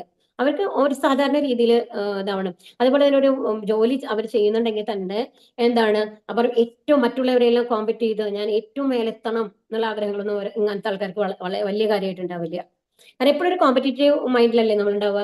മറ്റാളേക്കാൾ മുമ്പ് നമുക്ക് എങ്ങനെ പ്രൊമോഷൻ കിട്ടും, മറ്റേക്കാൾ കൂടുതൽ അയാൾക്ക് ഇത്ര സാലറി ആണെങ്കിൽ അതിനേക്കാൾ കൂടുതൽ സാലറി ഞാൻ എങ്ങനെ വാങ്ങാം, അങ്ങനത്തെ ആഗ്രഹങ്ങളൊക്കെ ഉണ്ടല്ലോ. അങ്ങനത്തെ ആഗ്രഹങ്ങൾ അവർക്ക് ഉണ്ടാവില്ല. പൊതുവെ ഭഗവാൻ എന്താണ് തന്നത് അതിൽ അവർ തൃപ്തരായിരിക്കും. 3 നേരം നന്നായിട്ട് ഭക്ഷണം കഴിക്കാൻ സാധിക്കുന്നുണ്ട്, ഓക്കെ. അല്ല, ഇനി ഒരു ദിവസം നമുക്ക് ഭക്ഷണം കിട്ടിയില്ല, അതിലും അവർ ഓക്കെ ആയിരിക്കും. കാരണം ഇന്നത്തെ ദിവസം എനിക്ക് ഇങ്ങനെയാണ് വന്നിട്ടുള്ളത് എന്നുള്ള പോലെ അതിനെ നേരിടാനായിട്ട് അവർക്ക് സാധിക്കും. അതിൽ അഡ്ജസ്റ്റ് ചെയ്യാനായിട്ട്, അതിൽ സങ്കടപ്പെടാതിരിക്കാനായിട്ട് അവർക്ക് സാധിക്കും. അങ്ങനത്തെ ഒരാളാണ് സ്ഥിതപ്രജ്ഞൻ എന്ന് പറയുന്നത്. അയാൾ സ്വന്തം തനിയെ ഇരുന്നാലും അവർ സംതൃപ്തനായിരിക്കും. ഒരുപാട് ആൾക്കാർ കൂടെ വേണമെന്ന് അവർക്ക് ആഗ്രഹം ഉണ്ടാവില്ല. കാരണം അവരുമായിട്ടുള്ള കണക്ഷൻ, അവരെ എപ്പോഴും ആരുമായിട്ടാണ് കണക്ട് ആയിട്ടുള്ളത്? ഭഗവാനുമായിട്ടാണ്. ദുഃഖേഷു ദിഗ്നമനാഹ സുഖേഷു വിഗതസ്പൃഹഃ പീതരാഗഭയ ക്രോധഃ സ്ഥിതസ്ഥിതിർമുനിരുച്യതേ. ത്രിവിധ ക്ലേശങ്ങൾക്ക് നടുവിലും മനസ്സ് പ്രക്ഷുബ്ധമാവാതെയും സുഖത്തിൽ അമിതമായി സന്തോഷിക്കാതെയും ആസക്തി, ഭയം, ക്രോധം ഇവയിൽ നിന്ന് വിമുക്തനായും ഇരിക്കുന്ന വ്യക്തിയെ സ്ഥിതപ്രജ്ഞൻ എന്ന് പറയുന്നു. അപ്പൊ ഇനി ഇതെല്ലാം സ്ഥിതപ്രജ്ഞന്റെ ലക്ഷണങ്ങളാണ് കേട്ടോ. ഈ ശ്ലോകങ്ങള്, ഈ കഴിഞ്ഞ ശ്ലോകം തൊട്ട് 55ാമത്തെ ശ്ലോകം തൊട്ടുള്ളത്. അപ്പൊ ഇവിടെ എന്താ പറയുന്നത്? ത്രിവിധ ക്ലേശങ്ങൾ നമ്മളത് പറഞ്ഞിട്ടുണ്ട്. ആധ്യാത്മിക ക്ലേശം, അതിഭൗതിക ക്ലേശം, അതിദൈവിക ക്ലേശം എന്ന്. ആധ്യാത്മിക ക്ലേശം എന്ന് പറയുന്നത് എന്താണ്? നമ്മളാൽ നമ്മൾക്ക് വരുന്ന ദുഃഖങ്ങൾ, നമ്മുടെ പ്രവൃത്തികൾ കൊണ്ട് നമ്മൾക്ക് വരുന്ന ദുഃഖങ്ങളാണ് ആധ്യാത്മിക ക്ലേശം എന്ന് പറയുന്നത്. അതുപോലെ തന്നെ അതിഭൗതിക ക്ലേശം എന്ന് പറഞ്ഞാൽ മറ്റുള്ള ജീവികളാൽ നമ്മൾക്ക് വരുന്നത്, നമ്മുടെ ബന്ധുക്കളാവാം, അല്ലെങ്കിൽ ഏതെങ്കിലും പ്രാണികളാവാം, അങ്ങനത്തെ ജീവിതങ്ങൾ കൊണ്ട് നമ്മൾക്ക് വരുന്ന ദുഃഖങ്ങളാണ് അതിഭൗതിക ക്ലേശങ്ങൾ എന്ന് പറയുന്നത്. അതിദൈവിക ക്ലേശങ്ങൾ എന്ന് പറയുന്നത് നമ്മുടെ പ്രകൃതിയിൽ ഉണ്ടാവുന്ന ദുരന്തങ്ങളൊക്കെ പറയില്ലേ, നമ്മുടെ സുനാമി, അല്ലെങ്കിൽ വരൾച്ച, പ്രളയം, അങ്ങനത്തെ കാര്യങ്ങൾ. അത് മാസമായിട്ട് പോവുമല്ലോ, ആൾക്കാർ മരിച്ചു പോവില്ലേ, അതാണ് അതിദൈവിക ക്ലേശങ്ങൾ എന്ന് പറയുന്നത്. ഈ 3 തരത്തിലുള്ള ക്ലേശങ്ങളാണ് നമ്മൾക്കുള്ളത്. അപ്പൊ അത് എന്തായാലും എല്ലാവരും അനുഭവിക്കുന്നതാണ് അല്ലെ. അപ്പൊ അപ്പൊ മറ്റുള്ളവർ എന്ന് പറയുമ്പോൾ നിന്റെ സ്വഭാവം ശരിയല്ല, അല്ലെങ്കിൽ നിന്റെ പ്രവൃത്തി ശരിയല്ല എന്ന് ഒരാൾ പറയുന്നത് പോലും നമ്മൾക്ക് ഒരുപാട് ഹേർട്ട് ആവും അല്ലെ. അപ്പൊ അങ്ങനത്തെ ആ ഒരു ഇതുണ്ടല്ലോ, അത് അതിഭൗതിക ക്ലേശമാണ്. അപ്പൊ അതുപോലെ തന്നെയാണ്. അപ്പൊ അങ്ങനെ ഈ 3 തരത്തിലുള്ള ക്ലേശങ്ങൾക്ക് നടുവിലും നമ്മൾ എന്താ ഇപ്പൊ നമ്മൾ എന്താ വിചാരിക്കേണ്ടതെന്നുണ്ടെങ്കിൽ, ഈ ലോകത്ത് ജനിച്ചിട്ടുള്ള ഓരോരുത്തരും അനുഭവിക്കുന്നത് ആണ് ഇത്. നമ്മളാണ് വിചാരിക്കുന്നത് എന്തെന്ന്, നമ്മൾക്ക് മാത്രമാണ് ഈ ദുഃഖങ്ങൾ ഉള്ളൂ എന്നുള്ളത്. എല്ലാവർക്കും ഉണ്ട് ദുഃഖങ്ങൾ. ഓരോരുത്തരുടെ ഉള്ളിൽ പോയി നോക്കിക്കഴിഞ്ഞാലും ചിലവരത് പുറത്ത് പ്രകടിപ്പിക്കില്ല, ചിലവരത് ഓവറായിട്ട് പ്രകടിപ്പിക്കും. അത് അങ്ങനത്തെ വ്യത്യാസങ്ങളേ ഉണ്ടാവുള്ളൂ. ഒരു തരത്തിൽ അല്ലെങ്കിൽ വേറൊരു തരത്തില് അത് ഇല്ലാതെ ഒരാളും ഈ ഭൗതിക ലോകത്ത് ഉണ്ടാവില്ല എന്ന് നമ്മൾ ആദ്യം മനസ്സിലാക്കണം. അത് കഴിഞ്ഞിട്ട് നമ്മൾ ഈ ദുഃഖങ്ങൾ എനിക്കിപ്പോ വന്നിട്ടുള്ളത് നാളെ വേറെ ആൾക്കായിരിക്കും വരുന്നത്. നമ്മളിത് അനുഭവിച്ചേ ആവണം. അപ്പൊ അതുകൊണ്ട് അതിനെ സന്തോഷമായിട്ട് എങ്ങനെ നേരിടാം, ഇതെങ്ങനെ ഞാൻ അതിജീവിക്കാം എന്നുള്ള രീതിയിൽ നമ്മളുടെ മനസ്സിനെ നമ്മൾ പ്രിപ്പയർ ആക്കുക എന്നുള്ളതാണ് സ്ഥിതപ്രജ്ഞ എന്നുകൊണ്ട് ഉദ്ദേശിക്കുന്നത്. അല്ലാതെ ദുഃഖങ്ങൾ ഉണ്ടാവില്ല എന്നുള്ളതല്ല. അപ്പൊ ത്രിവിധ ക്ലേശങ്ങൾക്ക് നടുവിലും മനസ്സ് പ്രക്ഷുബ്ധമാവാതെയും സുഖത്തിൽ അമിതമായി സന്തോഷിക്കാതെയും ആസക്തി, ഭയം, ക്രോധം ഇവയിൽ നിന്ന് മുക്തനായും അവർക്ക് ദേഷ്യം വരില്ല. കാരണം എന്താണ്, അവർക്കറിയാം ഇപ്പൊ ഞാനാണെങ്കിലും ഇപ്പൊ വേറൊരാളെ എന്നെ ചീത്ത പറയുമ്പോൾ ഞാൻ വിചാരിക്കും അയാളുടെ സ്ഥാനത്ത് ഞാനാണെങ്കിലും ഒരു പക്ഷേ ഇതേമാതിരി ആയിരിക്കും റിയാക്ട് ചെയ്തിട്ടുണ്ടാവുക. അങ്ങനെ ആവശ്യം നമ്മൾ ദേഷ്യം ഉണ്ടാവില്ല അല്ലെ നമ്മൾക്ക്. അങ്ങനെ ചിന്തിക്കാനായിട്ട് അവർക്ക് കഴിയും. സർവാത്രാനപി സ്നേഹം തത് പ്രാപ്യ ശുഭാശുഭം നാഭിനന്ദന്തി നദ്വേഷി തസ്യ പ്രജ്ഞാ പ്രതിഷ്ഠിത. ഈ ഭൗതിക ലോകത്തിൽ തനിക്ക് ലഭിക്കുന്ന നല്ലതോ ചീത്തയോ ആയ ഒന്നിനാലും ബാധിക്കപ്പെടാതെയും അവയെ പുകഴ്ത്തുകയോ പുച്ഛിക്കുകയോ ചെയ്യാതെയും വർത്തിക്കുന്നവനാണ് സമ്പൂർണ്ണ ജ്ഞാനത്തിൽ ഉറച്ചു നിൽക്കുന്നത്. അതാണ് പറയുന്നത്. അവർക്ക് നല്ലതോ ചീത്തയായിട്ടുള്ള ഒന്നിനെല്ലാം അവരെ ബാധിക്കുന്നില്ല. ഇപ്പൊ ഒരു ആള് ഇപ്പൊ നമ്മൾ അത്രയും നല്ലൊരു കാറിൽ നമ്മൾ സഞ്ചരിക്കുന്നു, അപ്പുറത്തുള്ള ആൾക്ക് വന്നു കഴിഞ്ഞാൽ നടന്നിട്ടാണ് പോകുന്നത്, അയാളുടെ വേഷവിധാനങ്ങൾ നല്ലതല്ല എന്ന് വിചാരിച്ചുകൊണ്ട് അയാളുമായിട്ട് ഒരു ഡീലിംഗ് അവർക്ക് വന്നു കഴിഞ്ഞാൽ അത്രയും റെസ്പെക്റ്റോട് കൂടി അവർക്ക് അവരോട് പെരുമാറാനായിട്ട് സാധിക്കും. ആ ബഹുമാനം അവർക്ക് കൊടുക്കാനായിട്ട് സാധിക്കും. ഇവരൊക്കെ ഏത് താന്ന കാറ്റഗറിയിലാണ്, അയാളുടെ കൈ കണ്ടില്ല അത്രയും അഴുക്കാണ്, അങ്ങനത്തെ ആ ഒരു ലെവലിലുള്ള ചിന്ത അവർക്ക് ഉണ്ടാവില്ല എന്നുള്ളതാണ് പറയുന്നത്. അപ്പൊ എല്ലാവരെയും ഒരേപോലെ കാണാനായിട്ട് അവർക്ക് സാധിക്കും. അപ്പൊ അതുകൊണ്ട് അവർക്ക് പുകഴ്ത്തലും ഇകഴ്ത്തലും ഒന്നുമില്ല. നല്ല പ്രവൃത്തിയിൽ ചെയ്ത് നല്ലത്, ചീത്ത പ്രവൃത്തിയാണെങ്കിൽ ചീത്ത, ഓക്കെ, ആ ലെവലിൽ അവർക്ക് അത് കാണാനായിട്ട് സാധിക്കും. അതാണ് സമ്പൂർണ്ണ ജ്ഞാനം എന്ന് പറയുന്നത്. കാരണം ഈ പ്രകൃതി എന്ന് പറയുന്നത് ഒരുപാട് വൈവിധ്യങ്ങൾ ഉള്ളതാണ്. അതിനെ അതേപടി സ്വീകരിക്കുക എന്നുള്ളതാണ് ഒരു സ്ഥിതപ്രജ്ഞ കൊണ്ട് ഉദ്ദേശിക്കുന്നത്. ഭൗതിക പ്രവർത്തനങ്ങളിൽ അസ്വസ്ഥനാകാതെ നന്മ തിന്മകളുടെ ബാധ ഏൽക്കാതെയുള്ള ഭക്തനെ കൃഷ്ണാവബോധം ഉറച്ചവനാണ്. അപ്പൊ എന്താ പറയുന്നത്, ഭൗതിക പരിവർത്തനങ്ങളിൽ അസ്വസ്ഥനാകാതെ, അതാണ് പറഞ്ഞത്. പുറത്ത് ഒരുപാട് മാറ്റങ്ങൾ ഉണ്ടാവും അല്ലെ, സുഖങ്ങൾ ദുഃഖങ്ങളൊക്കെ ഉണ്ടാവുമ്പോ അതില് അസ്വസ്ഥനാവാണ്ട് എന്താണ് പറയാ, നന്മ തിന്മകളുടെ ബാധ ഏൽക്കാതെയുള്ള, അപ്പൊ അവിടെ പുണ്യങ്ങളില്ല പാപങ്ങളില്ല. അപ്പൊ കൃഷ്ണനിൽ മാത്രം താല്പര്യമുള്ള കൃഷ്ണാബോധം ഉറച്ച ഭക്തനെ ദ്വന്ദ്ങ്ങൾ ബാധിക്കുകയില്ല. ആ വിധത്തിലുള്ള കൃഷ്ണാബോധ സമാധി എന്നറിയപ്പെടുന്ന തികഞ്ഞ അതീന്ദ്രിയാവസ്ഥയിലേക്ക് ജീവാത്മാവിനെ എത്തിക്കുന്നു.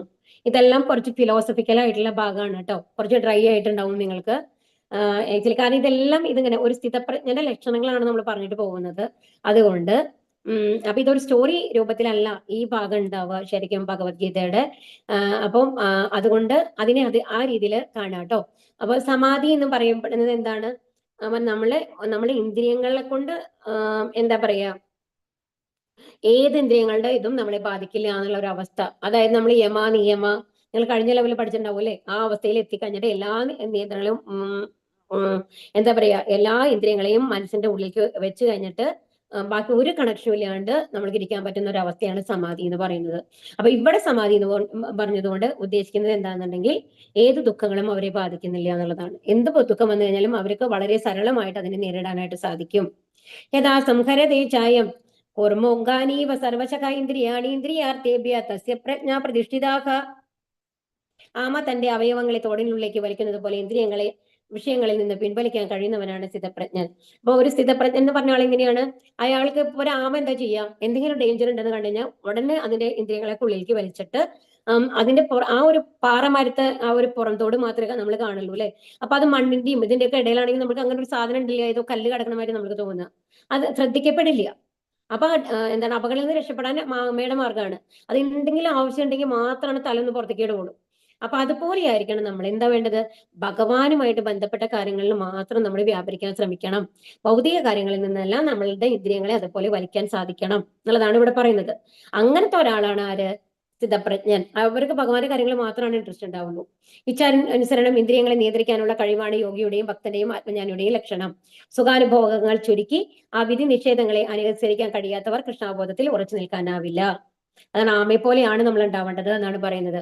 കൃഷ്ണാബോധമുള്ളവർ ഇന്ദ്രിയങ്ങളെ ഭഗവത് സേവനത്തിന് വേണ്ടുന്ന പ്രത്യേക ആവശ്യങ്ങൾക്കായി ഉപയോഗപ്പെടുത്തുന്നു, മറ്റു സന്ദർഭങ്ങളിൽ ഉൾവലിക്കും. അതാണ് ഒരു ശുദ്ധ ഭക്തന്റെ കാര്യങ്ങളാണ് ഇവിടെ പറയുന്നത്. അദ്ദേഹം എന്താണ് ഭഗവാനെ കുറിച്ചുള്ള കാര്യങ്ങൾ ചെയ്യുക, ഭഗവാന് വേണ്ടി സമർപ്പിച്ചെല്ലാം ചെയ്യുക എന്നുള്ളത് മാത്രമാണ് അവർക്ക് ആഗ്രഹം ഉണ്ടാവുള്ളൂ.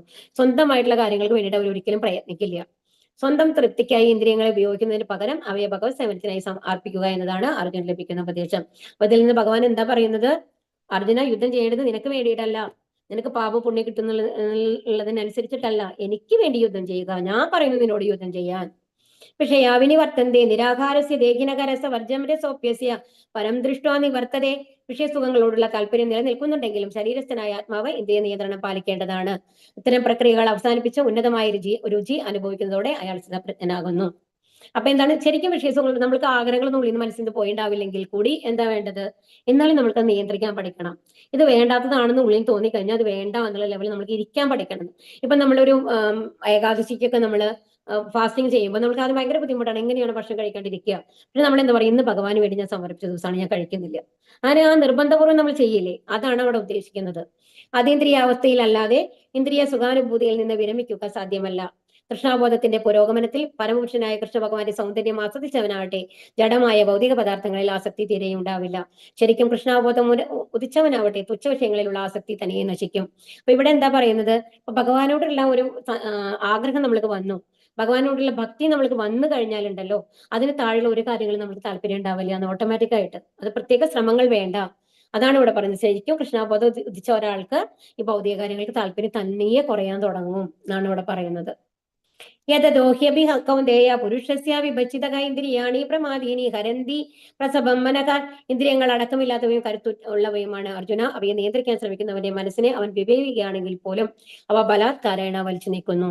അപ്പൊ നമ്മൾ നിർബന്ധമായിട്ട് അപ്പൊ ഞാനിത് ചെയ്യില്ല എന്നൊക്കെ പറഞ്ഞു കഴിഞ്ഞാൽ നമ്മളെ ഒരു മിനിറ്റ് നേരത്തേക്ക് നമ്മൾ ഒന്നും ചിന്തിക്കില്ല നമ്മൾ വിചാരിച്ചു നിൽക്കൂ.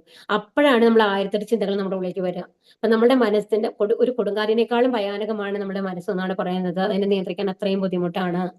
അപ്പൊ അതുകൊണ്ട് നമ്മൾക്ക് എത്ര നമ്മൾ നിയന്ത്രിക്കാൻ ശ്രമിച്ചു കഴിഞ്ഞാലും അത് നമ്മുടെ നിയന്ത്രണത്തിൽ നിൽക്കാൻ ഭയങ്കര പാടാണ്. പൂർണ്ണമായും കൃഷ്ണാവബോധം ഉദിച്ചല്ലാതെ ഇന്ദ്രിയ മനോനിയന്ത്രണങ്ങൾ ലഭിക്കില്ല. മനസ്സ് കൃഷ്ണനിൽ ഉറപ്പിക്കാതെ ഒരാൾക്ക് ഇത്തരത്തിലുള്ള ഭൗതിക പ്രവർത്തനങ്ങളിൽ നിന്ന് പിന്മാറാനും സാധിക്കുകയില്ല. ഭൗതിക ഭോഗങ്ങൾ കൃഷ്ണാവബോധത്തിന് മുന്നിൽ അനാസ്വാദ്യങ്ങളാണ്. അത്രമേൽ ദിവ്യമായ ഒരു വിശിഷ്ടാനുഭൂതി അത്രേ കൃഷ്ണാവബോധം. വിശക്കുന്ന ഒരാൾക്ക് പോഷകങ്ങളായ ഭക്ഷ്യപദാർത്ഥങ്ങൾ വീണ്ടുവോളം ആസ്വദിച്ചാൽ ഉണ്ടാകുന്നത് പോലുള്ള ഒരു അനുഭവമാണത്. കൃഷ്ണാബോധത്തിൽ മുഴുകിയിരിക്കുന്ന അംബരീഷ് മഹാരാജാവ് ദുർവാസ മഹർഷിയെ പരാജിതനാക്കിയല്ലോ. സവൈ മന കൃഷ്ണ പതാരവിന്ദയോ വാജാസി വൈകുണ്ഠ ഗുണാനുവർണ്ണനെ. ഇവിടെ എന്താ? പക്ഷെ ഇതിന് എപ്പോഴാണ് നമുക്ക് സാധിക്കുള്ളൂ ഇന്ദ്രിയങ്ങളെ നിയന്ത്രിക്കാനായിട്ട്? ഫുള്ളും നമ്മളുടെ എല്ലാ ആഗ്രഹങ്ങളും അതിൽ നിന്ന് ഉള്ളിലേക്ക് വലിക്കണം. അപ്പൊ എന്താണ്? അപ്പൊ ഭഗവാനിലെ ആ ആഗ്രഹം വന്നു കഴിയുമ്പോൾ നമ്മൾക്ക് എന്താ ഉണ്ടാവുക? ഈ ആഗ്രഹങ്ങളൊന്നും വരാതെ തന്നെ അതിലിഷ്ടം വരാൻ തുടങ്ങും. ഭഗവാന്റെ പൂജ ചെയ്യണം, ഭഗവാന്റെ നാമങ്ങൾ ചെല്ലണം. അപ്പൊ ഇതുപോലെയാണ് അംബരീഷ് മഹാരാജാവ് ഉണ്ടായിരുന്നത്. പൂർണ്ണമായും ഭഗവാന് സമർപ്പിച്ച ആളായിരുന്നു അംബരീഷ് മഹാരാജാവ്. താനി സർവാണി സംയമ്യ യുക്ത ആസീത മത്പരഃ പക്ഷേ ഹീയസേന്ദ്രിയാണി തസ്യ പ്രജ്ഞ പ്രതിഷ്ഠിത. അപ്പൊ ഇന്ദ്രിയങ്ങളെ പൂർണ്ണമായും നിയന്ത്രിച്ച് എന്നിൽ തന്നെ അവബോധം ഉറപ്പിക്കുന്നവനാണ് സ്ഥിരബുദ്ധിയുള്ളവൻ. അപ്പൊ സ്ഥിരബുദ്ധിയുള്ള ആൾ എന്താണ്? പൂർണ്ണമായും ഇന്ദ്രിയങ്ങളെ ഇതാവണം. യോഗത്തിന്റെ പരമകാഷ്ഠയാണ് കൃഷ്ണാബോധം. കൃഷ്ണാബോധമില്ലെങ്കിൽ ഇന്ദ്രിയ ജയം സാധ്യമല്ല. ഉദാഹരണം മഹർഷി ദുർവാസാവ്. അംബരീഷ് മഹാരാജാവ് തന്റെ മനസ്സിനെ അംബരീഷ് മഹാരാജാവ് എങ്ങനെയായിരുന്നു ഉണ്ടെങ്കിൽ എല്ലാ അവയവങ്ങളും ഭഗവാന് വേണ്ടിയിട്ടാണ്. കണ്ണെന്ന് പറഞ്ഞ ഭഗവാനെ കാണാനായിട്ട്, കൈകൾ എന്ന് പറഞ്ഞാൽ ഭഗവാന്റെ പൂജ ചെയ്യാനായിട്ട്, കാലുകൾ എന്ന് പറഞ്ഞാൽ ഭഗവാന്റെ നാമം സന്ദർശിക്കാൻ വേണ്ടിയിട്ട്, അങ്ങനെ ഓരോ അവയവങ്ങളും ഭഗവാന് വേണ്ടി സമർപ്പിച്ച ആളായിരുന്നു അത്. അപ്പൊ ഇതിൽ കൊടുത്തിട്ടുണ്ട് കേട്ടോ. ഞാൻ ഇത് കുറച്ച് വലിയ ഇതായതുകൊണ്ട് ഞാൻ ഇത് വായിക്കുന്നില്ല. നിങ്ങൾ പിന്നെ ഇതിൽ വായിച്ചാൽ മതി. ഇതിൽ ഇതായിട്ട് കാരണം ഭഗവത്നാമത്തിനെ വർണ്ണിക്കുക, കൈകള് ഭഗവത് കഥാശ്രവണത്തില്, ആ രൂപദർശനത്തില് കണ്ണുകള്, അങ്ങനെയാണ്. അപ്പൊ ഇനി എന്താ പറയുന്നത്? കൃഷ്ണക്ഷേത്രങ്ങളിലെ ദേശങ്ങളിലേക്ക് രാജാവിന്റെ കാലുകൾ നീങ്ങി. അപ്പൊ എല്ലാ ഇതും കൊണ്ട് ഒരു പരമഭക്തനായിരുന്നു അംബരീഷ് മഹാരാജാവ്.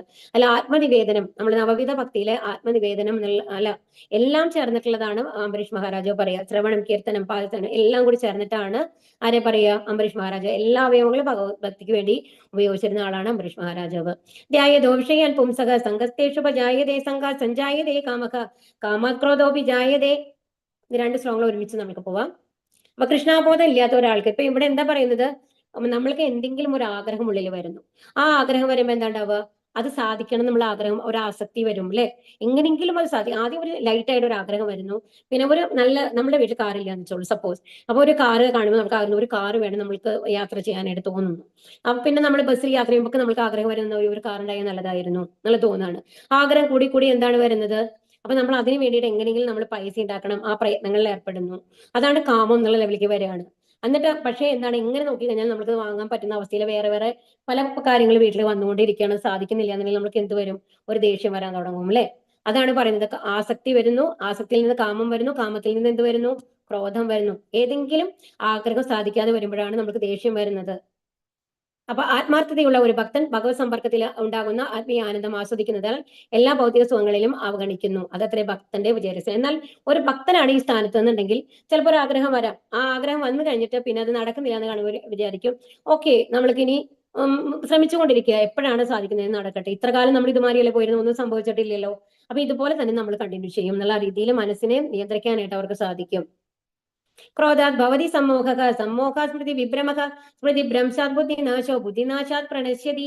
അപ്പൊ ഇനി എന്താ ഉണ്ടാവുക, ഭയങ്കരമായിട്ട് നമ്മൾക്ക് ദേഷ്യം വന്നു കഴിഞ്ഞാൽ നമ്മുടെ ബുദ്ധി മരവിക്കുന്നതാണ് പറയുന്നത്. ബുദ്ധി മരവിക്കുക എന്ന് പറയുമ്പോൾ നമ്മൾ മൃഗങ്ക തുല്യരായിട്ട് മാറും. അതെപ്പോഴും നമ്മൾ നോക്കിക്കോളൂ. അതുവരെ നമ്മൾ കാമൻ ക്വൈറ്റ് ആയിട്ട് ഉണ്ടായിരുന്ന ഒരാൾ, നമ്മളൊരു കാറിൽ പോയിക്കൊണ്ടിരിക്കുകയാണ്, ആ കാറിന്റെ ഇടയിൽ പെട്ടെന്ന് വേറെ നമ്മുടെ കാറ് നമ്മൾ മര്യാദയ്ക്ക് സൈഡ് ഒതുക്കി നിർത്തിയിരിക്കുന്ന ഒരു കാറിന്റെ അടുത്തേക്ക് വന്നു കഴിഞ്ഞാൽ വേറൊരാൾ റാഷായി ഓടിച്ചു കൊണ്ടിട്ട് ടച്ച് ചെയ്ത് കഴിഞ്ഞാൽ എങ്ങനെ ഉണ്ടാവും, ലൈറ്റ് ആയിട്ട് നമ്മുടെ ഇതിൽ എന്തെങ്കിലും ഒരു സ്ക്രാച്ച് വന്നു എന്നുണ്ടെങ്കിൽ എങ്ങനെയായിരിക്കും നമ്മുടെ റിയാക്ഷൻ എന്ന് ആലോചിച്ച് നോക്കൂ. അതുവരെ നമ്മൾ ഏതെങ്കിലും നല്ല കാര്യങ്ങളൊക്കെ പറഞ്ഞുകൊണ്ടിരിക്കുന്ന, ഫിലോസഫി ഒക്കെ പറഞ്ഞുകൊണ്ടിരിക്കുന്ന ഒരാളാണെങ്കിൽ കൂടി ആ സമയത്ത് വായി തോന്നിയത് മുഴുവൻ വിളിച്ചു പറയാൻ തുടങ്ങും. അപ്പൊ നമ്മൾ മൃഗങ്ങളായി മാറും എന്നാണ് പറയുന്നത് ആ സമയത്ത്. അങ്ങനെ ഓർമ്മപ്പിഴ ഉണ്ടാവും, ബുദ്ധിനാശം ഉണ്ടാവും. ബുദ്ധിനാശത്തിൽ എന്താ ഉണ്ടാവുക, നമ്മൾ എന്താ വിളിച്ചു പറയാന്ന് അറിയില്ല, ഏത് ലെവലിൽ നമ്മൾ അധപ്പതിക്കും നമ്മൾക്ക് അറിയില്ല എന്നുള്ളതാണ്. ഭഗവത് സേവനത്തിന് ഉപയോഗമുക്തമല്ലാത്തതിനാൽ ഒന്നും തന്നെയില്ലെന്ന്. അപ്പൊ എന്താണ് അപ്പൊ എന്താ ഇവിടെ പറയുന്നത്, നമ്മൾ എല്ലാം എന്തിനു വേണ്ടി ഉപയോഗിക്കുക, ഭഗവത് സേവനത്തിനായിട്ട് ഉപയോഗിക്കുക. അപ്പൊ ആ കൃഷ്ണാബോധം നമ്മുടെ ഉള്ളിൽ വരുമ്പോൾ നമ്മുടെ ബുദ്ധിക്ക് ഇങ്ങനത്തെ മരവിപ്പൊന്നും വരില്ല. നമ്മൾ കുറച്ചും കൂടി അത് ഈ ഒരു സന്ദർഭം നമ്മുടെ ലൈഫിൽ വെച്ചിട്ടുള്ളതാണ്, അത് അനുഭവിക്കാനുള്ളതാണ് എന്നുള്ള ലെവലിൽ നമ്മുടെ മനസ്സിനെ കൊണ്ടുവരാൻ ശ്രമിച്ചു കഴിഞ്ഞാൽ നമ്മൾ അനാവശ്യമുള്ള വാക്കുകൾ നമ്മുടെ വായിൽ നിന്ന് വരാതിരിക്കാൻ പറ്റും. നമ്മൾക്ക് നമ്മുടെ ദേഷ്യത്തിനെ നിയന്ത്രിക്കാനായിട്ട് സാധിക്കും. അപ്പൊ അതിന് വേണ്ടിയിട്ട് എന്താ പറയുന്നത്, എപ്പോഴും ഭഗവാന്റെ ഒരു ഭക്തൻ എന്ത് ചെയ്യണം, ഭഗവാൻ സമർപ്പിച്ച ശേഷം ഭക്ഷണം കഴിക്കുക. ആ ഭക്ഷണം കഴിക്കുന്നതിലൂടെ നമ്മളുടെ ഈ ക്രോധം, ഉത്കണ്ഠ എന്നുള്ളതൊക്കെ നമ്മളുടെ ഉള്ളിൽ നിന്ന് പോകും. രാഗദ്വേഷവിമുക്തൈസ്തു വിഷയാനിന്ദ്രിയേശ്വരൻ ആത്മവൈസർവിധേയ ആത്മാ പ്രസാദമതി ഗച്ഛതി. രാഗദ്വേഷങ്ങളിൽ നിന്ന് വിമുക്തനായി സ്വാതന്ത്ര്യത്തിന് വേണ്ടിയുള്ള നിബന്ധനകൾ വഴി ഇന്ദ്രിയങ്ങളെ നിയന്ത്രിക്കുന്ന ഒരു വ്യക്തിക്ക് ഭഗവാന്റെ പൂർണ്ണകാരുണ്യം ലഭിക്കും. അങ്ങനെ നമ്മൾ ആ രാഗദ്വേഷങ്ങളിൽ നിന്ന് മുക്തായി കഴിഞ്ഞു കഴിഞ്ഞാൽ എന്താ ഉണ്ടാവുക, ഇന്ദ്രിയങ്ങളിൽ നിന്ന് മോചനം കിട്ടിക്കഴിഞ്ഞാൽ ഭഗവാൻ നമ്മളിൽ പ്രസാദിക്കും എന്നുള്ളതാണ് പറയുന്നത്. അപ്പൊ എന്താണ്, അപ്പൊ ശരിക്കും പറഞ്ഞാൽ ഒരു ശുദ്ധ ഭക്തനായിട്ടുള്ള ഒരാൾക്കാർ എല്ലാ കാര്യങ്ങളും ചെയ്യുന്നുണ്ടാവും, മറ്റുള്ളവർ ചെയ്യുന്നവരെ ഒരു ഓഫീസിൽ ജോലി ചെയ്യുന്നുണ്ടാവും, വീട്ടിലത്തെ കാര്യങ്ങൾ ചെയ്യുന്നുണ്ടായിരിക്കും. പക്ഷെ അവരുടെ മനസ്സ് അതിൽ ഓവറായിട്ട് ആസക്തമായിട്ടുണ്ടാവില്ല, അതിന് ഡിറ്റാച്ച്ഡ് ആയിട്ടാണ് ഉണ്ടാവുക എന്നാണ് പറയുന്നത്. അപ്പൊ അങ്ങനെയാണ് നമ്മൾ ഉണ്ടാവേണ്ടത്. അപ്പൊ ഇതില് പ്രഭാതം നമ്മൾക്ക് തരുന്ന ഒരു എക്സാമ്പിൾ ഉണ്ട്. നമ്മൾ എന്ത് പണി ചെയ്തുകൊണ്ടിരിക്കുമ്പോൾ നമ്മൾ എങ്ങനെ ഉണ്ടാവണമെന്നുണ്ടെങ്കിൽ ഉള്ളില് എന്താണ്, ഒരു സ്ത്രീ വന്നിട്ട് നമ്മൾക്ക് ഇഷ്ടപ്പെട്ട ആരെങ്കിലും പറ്റി പുറത്ത് പറയാൻ പറ്റില്ല എന്നൊക്കെ ഒരാളോട് നമ്മൾ ഇഷ്ടമായി നിൽക്കും. ഇതൊരു ലോജിക്കായിട്ടുള്ള എക്സാമ്പിൾ ആണോ എന്ന് അറിയില്ല, പറഞ്ഞിട്ടുള്ള എക്സാമ്പിൾ ആണ്. അപ്പോ ഒരു പെൺകുട്ടിക്ക് ഒരാളെ ഇഷ്ടമാണ്, അപ്പൊ പുറത്ത് വീട്ടുകാർക്കൊക്കെ അതിനോട് എതിർപ്പാണെന്നുണ്ടെങ്കിൽ പുറത്ത് നമ്മൾക്ക് അയാളോട് ഒരു അടുപ്പില്ല അതുമാതിരി നമ്മൾ കാണിക്കുന്നു. പക്ഷെ ഉള്ളിൽ മുഴുവൻ എപ്പോഴും ചിന്ത ആരോടാണ്, ഭഗവാനോടാണ്. അതുപോലെ ആയിരിക്കണം. അപ്പൊ നമ്മുടെ ചുറ്റുമുള്ള ആൾക്കാർക്ക് ഭഗവാനോട് അടുപ്പുണ്ടാവണമെന്നില്ല. നമ്മുടെ ഉള്ളിൽ എപ്പോഴും ഓരോ കാര്യങ്ങൾ ചെയ്യുമ്പോഴും ഭഗവാനെ സമർപ്പിച്ച് നമ്മൾ ചെയ്തുകൊണ്ടിരിക്കണം. പക്ഷെ മറ്റുള്ളവരുടെ കാര്യങ്ങൾ നമ്മൾ അതോടൊപ്പം ചെയ്തു കൊടുക്കുക, അവർക്ക് തോന്നാത്ത രീതിയിൽ. അത് ഒരു ചേഞ്ചും വന്നിട്ടില്ല എന്നുള്ള രീതിയിൽ നമ്മൾ ചെയ്തു കൊടുക്കണം എന്നുള്ളതാണ്. അതാണ് ഇവിടെ പറയുന്നത്. കൃഷ്ണാബോധമുള്ള ആൾക്കാരെ നമ്മൾ പുറത്ത് കണ്ടു കഴിഞ്ഞാൽ അവർക്ക് അങ്ങനെയുണ്ടെന്ന് നമുക്ക് തോന്നില്ല. പക്ഷെ ഉള്ളിൽ അവരെല്ലാം ഭഗവാനെ സമർപ്പിച്ചിട്ടായിരിക്കും ചെയ്തുകൊണ്ടിരിക്കുന്നത്. കാരണം എല്ലാം ഭഗവാന്റെ നിർദ്ദേശം ചെയ്യുന്നത് കൊണ്ട് എന്താണ് പറയാ, അപ്പം ആവശ്യമുള്ള കാര്യങ്ങൾ മാത്രമാണ് ചെയ്യുന്നത്, നല്ല കാര്യങ്ങൾ മാത്രമാണ് അവർ ചെയ്യുള്ളൂ എന്നുള്ളതാണ്. പ്രസാദേ സർവ ദുഃഖാനം ഹാനിരസ്യോപി ജായതേ പ്രസന്ന ചേതസോ ഹ്യാശു ബുദ്ധി പര്യവതിഷ്ഠതേ. അപ്പൊ എന്താണ്, കൃഷ്ണാബോധത്തിൽ തൃപ്തനായിട്ടുള്ള ഒരാൾക്ക് ഈ 3 തരത്തിലുള്ള ക്ലേശങ്ങൾ ഉണ്ടാവില്ല. ഇത് നോട്ട് ചെയ്തോളൂ കേട്ടോ. 3 തരത്തിലുള്ള ക്ലേശങ്ങൾ ഉണ്ടാവില്ല കൃഷ്ണാബോധത്തിൽ ഇങ്ങനെ തൃപ്തനായിട്ടുള്ള ആൾക്ക്. അപ്പൊ അങ്ങനെ ആ ഒരു സ്ഥിതപ്രജ്ഞനായിട്ട് മാറും എന്നാണ്. നാസ്തി ബുദ്ധിര യുക്തസ്യ നാചായുക്തസ്യ ഭാവന നചാ ഭാവയത ശാന്തി അശാന്തസ്യ കുതസുഖം. ഇവിടെ എന്താ പറയുന്നത്, പരമപുരുഷനുമായിട്ട് ബന്ധപ്പെടാത്ത ആൾക്കാർക്ക് ദിവ്യഭുക്തിയോ ഉറച്ച മനസ്സോ ലഭിക്കില്ല. അതായത് ആ ഉറച്ച മനസ്സ് ലഭിക്കണമെങ്കിൽ ഇന്ദ്രിയങ്ങളുടെ കൺട്രോൾ ഉണ്ടാവണം. ഇന്ദ്രിയങ്ങളെ നമ്മൾക്ക് സ്വയം നിയന്ത്രിക്കാനായിട്ട് സാധിക്കില്ല. ഭഗവാന്റെ കാരുണ്യം ഉണ്ടെങ്കിൽ മാത്രമാണ് സാധിക്കുള്ളൂ. അപ്പൊ നമ്മൾക്ക് മനസ്സമാധാനം ഇല്ലെങ്കിൽ നമ്മുടെ മനസ്സ് എപ്പോഴും പ്രക്ഷുബ്ധമായിരിക്കും അല്ലെ. അപ്പൊ അതുകൊണ്ട് ശാന്തി കിട്ടില്ല എന്നുള്ളതാണ് ഇവിടെ പറയുന്നത്. പക്ഷെ എന്താണ്, എല്ലാം ഭഗവാനിൽ സമർപ്പിച്ചാലോ? ഭഗവാനാണ് എല്ലാവരും സുഹൃത്തും, എല്ലാ ജീവജാലങ്ങളുടെ യഥാർത്ഥ സുഹൃത്തും അദ്ദേഹമാണ്.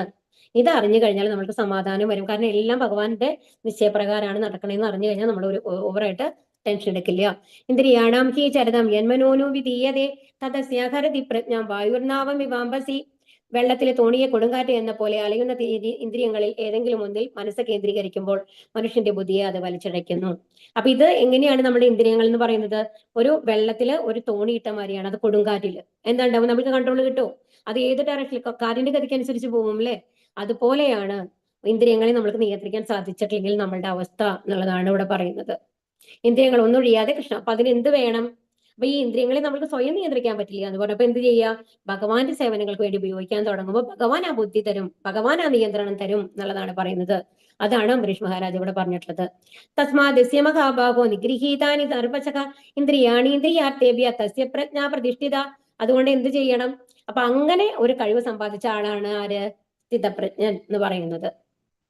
അപ്പൊ എല്ലാം എന്താ അവർ ചെയ്യുന്നത്? ഭഗവാന്റെ സേവനങ്ങൾക്ക് വേണ്ടി ഉപയോഗിക്കുന്നു. അങ്ങനെ മാത്രമാണ് ഇന്ദ്രിയങ്ങളെ നമുക്ക് കൺട്രോൾ ചെയ്യാനായിട്ട് സാധിക്കുള്ളൂ. യാനിശാ സർവഭൂതാനാം തസ്യാം ജാഗ്രതി സംയമി യസ്യാം ജാഗ്രതി ഭൂതാനി സാ നിശാ പശ്യതോ മുനേഹേ. അപ്പൊ എല്ലാവർക്കും, അപ്പൊ എങ്ങനെയാണ് ഇവിടെ പറയുന്നത്? എല്ലാ ജീവജാലങ്ങൾക്കും രാത്രി ആയിരിക്കുമ്പോൾ ആത്മസംയമനം കൈവരിച്ച ഒരുവൻ ഉണർന്നിരിക്കുന്നു. എന്താ അവിടെ പറയുന്നത്? 4 മണിക്കൊക്കെ എല്ലാവരും ഇപ്പോഴത്തെ ആൾക്കാർ എന്താ ചെയ്യുക? സുഖമായിട്ട് കിടന്നുറങ്ങുക. ഒരു 8 മണിക്കാണ് എഴുന്നേൽക്കുക അല്ലെ. ആ സമയത്ത് അവരെന്താ ചെയ്യുന്നത്? ബ്രഹ്മമുഹൂർത്തത്തിൽ എഴുന്നേറ്റ് ഭഗവാനെ ആരതി ചെയ്യുന്നു, ഭഗവാന്റെ നാമങ്ങൾ ചൊല്ലുന്നു, അങ്ങനെയൊക്കെയാണ് ചെയ്യുന്നത്. എന്നാൽ മറ്റുള്ളവർ അവർ നേരത്തെ കിടന്നുറങ്ങും. അപ്പൊ ആ സമയത്ത് മറ്റൊരു ഉണർന്നിരിക്കുകയാണ്. രാത്രി 12 മണി 1 മണിയായി കഴിഞ്ഞാൽ എല്ലാവരും ലാപ്ടോപ്പിന്റെ മുമ്പിലായിരിക്കും അല്ലെ. അതാണ് ഇവിടെ പറയുന്നത്. അപ്പൊ അന്തർമുഖൻ എപ്പോഴും അവരെ ചിട്ട എന്ന് പറയുന്നത് എന്താണ്? ബ്രഹ്മമുഹൂർത്തത്തിൽ എഴുന്നേറ്റ് ആ ഒരു തമോ ഗുണമുള്ള സമയമാണ് ഈ രാത്രി എന്ന് പറയുന്നത്. ആ സമയത്ത് അവർ അധികം ഉണർന്നിരിക്കുന്നില്ല, അവർ നേരത്തെ കിടന്നുറങ്ങും. അത് കഴിഞ്ഞിട്ട് സത്വഗുണമുള്ള സമയത്താണ് അവരെല്ലാ പ്രവൃത്തികളും ചെയ്യുന്നത്. ബുദ്ധിമാന്മാർ 2 വിധമുണ്ട്. അപ്പൊ വിഷയസുഖത്തിലുള്ളവര് ബുദ്ധിശക്തി ഉപയോഗിക്കുന്നവർ, ഭൗതിക പ്രവർത്തനങ്ങളിൽ ബുദ്ധിശക്തി ഉപയോഗിക്കുന്നവര്, അന്തർമുഖരായി ആത്മസാക്ഷാത്കാരത്തിന് പരിശീലിക്കുന്നവര്. അവ വിഷയപൂർത്തിക്ക് വേണ്ടി ശ്രമിക്കുന്ന ആൾക്കാരാണ് രാത്രി മുഴുവൻ ഉണർന്നിരിക്കുന്നത്. ഈ ആത്മസാക്ഷാത്കാരത്തിന് പരിശീലിക്കുന്നവർ എന്താ ചെയ്യുക? രാവിലെ എഴുന്നേറ്റ് ഭഗവാന് വേണ്ടിയിട്ട് എല്ലാ കാര്യങ്ങളും സമർപ്പിച്ച് ചെയ്യുകയാണ് അവർ ചെയ്യുന്നത്. അതാണ് ഇവിടെ പറയുന്നത്. അപൂര്യമാണാമജല പ്രതിഷ്ഠം സമുദ്രമാപാ പ്രവിശന്തി യത്തത് കാമായം പ്രവിശന്തി സർവേ സശാന്തിമാപ്നോതി ന കാമകാമി. അപ്പൊ എന്താ പറയുന്നത്? അപ്പൊ ഇത് ശരിക്കും പറഞ്ഞാല് ഒരു സ്ഥിതപ്രജ്ഞ എന്ന് പറഞ്ഞാൽ എങ്ങനെയാ ഉണ്ടാവുക? ഒരു സമുദ്രത്തില് കുറെ നദികൾ വന്ന് ചേരുന്നുണ്ടാവും അല്ലെ. അപ്പൊ ആ നദികളെ എങ്ങനെയുണ്ടാവും? പക്ഷെ ആ സമുദ്രത്തിൽ നമുക്ക് എന്തെങ്കിലും വ്യത്യാസം തോന്നുമോ? ഇല്ല. ഇത്രയോ നദികൾ അതിന്റെ ഉള്ളിൽ വന്ന് ചേരുന്നുണ്ട്. അതുപോലെ ആയിരിക്കും നാ പറയുന്നത്. ഉള്ളിൽ ഒരുപാട് ടെൻഷൻസ് ഉണ്ടാവാം, ഒരുപാട് പ്രശ്നങ്ങൾ ഉണ്ടാവാം. അതിന്റെ ഉള്ളിൽ അവരെന്താ വിചാരിക്കുന്നത്? എല്ലാം ഭഗവാൻ നോക്കിക്കോളും, എല്ലാം ഭഗവാൻ നടത്തും, ഞാൻ അവരുടെ നിശ്ചയത്തോടു കൂടി ഞാൻ മുന്നോട്ട് പോവാണ് എന്റെ പ്രവർത്തികൾ വെച്ച്. അപ്പൊ എത്ര പ്രശ്നങ്ങൾ ഉണ്ടായി കഴിഞ്ഞാലും അവര് ഒരിക്കലും അതിൽ വന്നു കഴിഞ്ഞിട്ട് ടെൻഷൻ എടുക്കില്ല എന്നാണ് പറഞ്ഞത്. അവർക്ക് ശാന്തി ഉണ്ടാവും. ആഗ്രഹങ്ങളെ നിയന്ത്രിക്കാതെ ആ ഓരോ ആഗ്രഹപൂർത്തിക്കായിട്ട് അവർ ശ്രമിച്ചുകൊണ്ടിരിക്കുകയല്ല ചെയ്യുക. ഭഗവാന്റെ ഇഷ്ടത്തിനനുസരിച്ച് എന്താണോ ചെയ്യേണ്ടത് അതാണ് അവർ ചെയ്തുകൊണ്ടിരിക്കുക. കൃഷ്ണാബോധം ഉറച്ചവന് ആവശ്യങ്ങളില്ല, സമുദ്രത്തെ പോലെയാണ് ഇയാൾ. അതാണ്. അപ്പൊ ആ സമുദ്രത്തിൽ എന്ത് വന്നു കഴിഞ്ഞാലും അതിൽ നിന്ന് നദികൾ പുറത്തേക്ക് വെള്ളം പോയി കഴിഞ്ഞു കഴിഞ്ഞാലും എന്തെങ്കിലും വ്യത്യാസം ഉണ്ടോ സമുദ്രത്തിന്? അതുപോലെയാണ്. അപ്പൊ എത്ര ആഗ്രഹങ്ങൾ വന്നാലും അയാൾക്ക് അതിനെ നിയന്ത്രിക്കാനായിട്ട് സാധിക്കും. അയാൾ ഒരിക്കലും പ്രക്ഷുബ്ധനാവാണ്ട് ഇരിക്കാൻ സാധിക്കും. അയാൾ എപ്പോഴും ഒരു പരിപൂർണനാണ്. വിഹായ കാമാന്യ സർവാൻ പുമാൻ വിഹായ കാമാന്യ സർവാൻ പുമാൻ ചരതി നിസ്പൃഹ നിർമ്മമോ നിരഹങ്കാര സശാന്തി മതി ഗച്ഛതി. എല്ലാ വൈഷയിക അഭിലാഷങ്ങളിൽ നിന്നും സ്വയം മുക്തനായി എല്ലാത്തരം ഉടമാവകാശബോധവും മിഥ്യാഹംഭാവബോധവും ഉപേക്ഷിച്ചവനായി നിസ്പൃഹനായി വർത്തിക്കുന്നവന് മാത്രമേ ശരിക്കും ശാന്തി നേടാൻ കഴിയുള്ളൂ. അപ്പൊ എന്താ വേണ്ടത്? എല്ലാ ഭൗതിക ആഗ്രഹങ്ങളെ കുറയ്ക്കണം.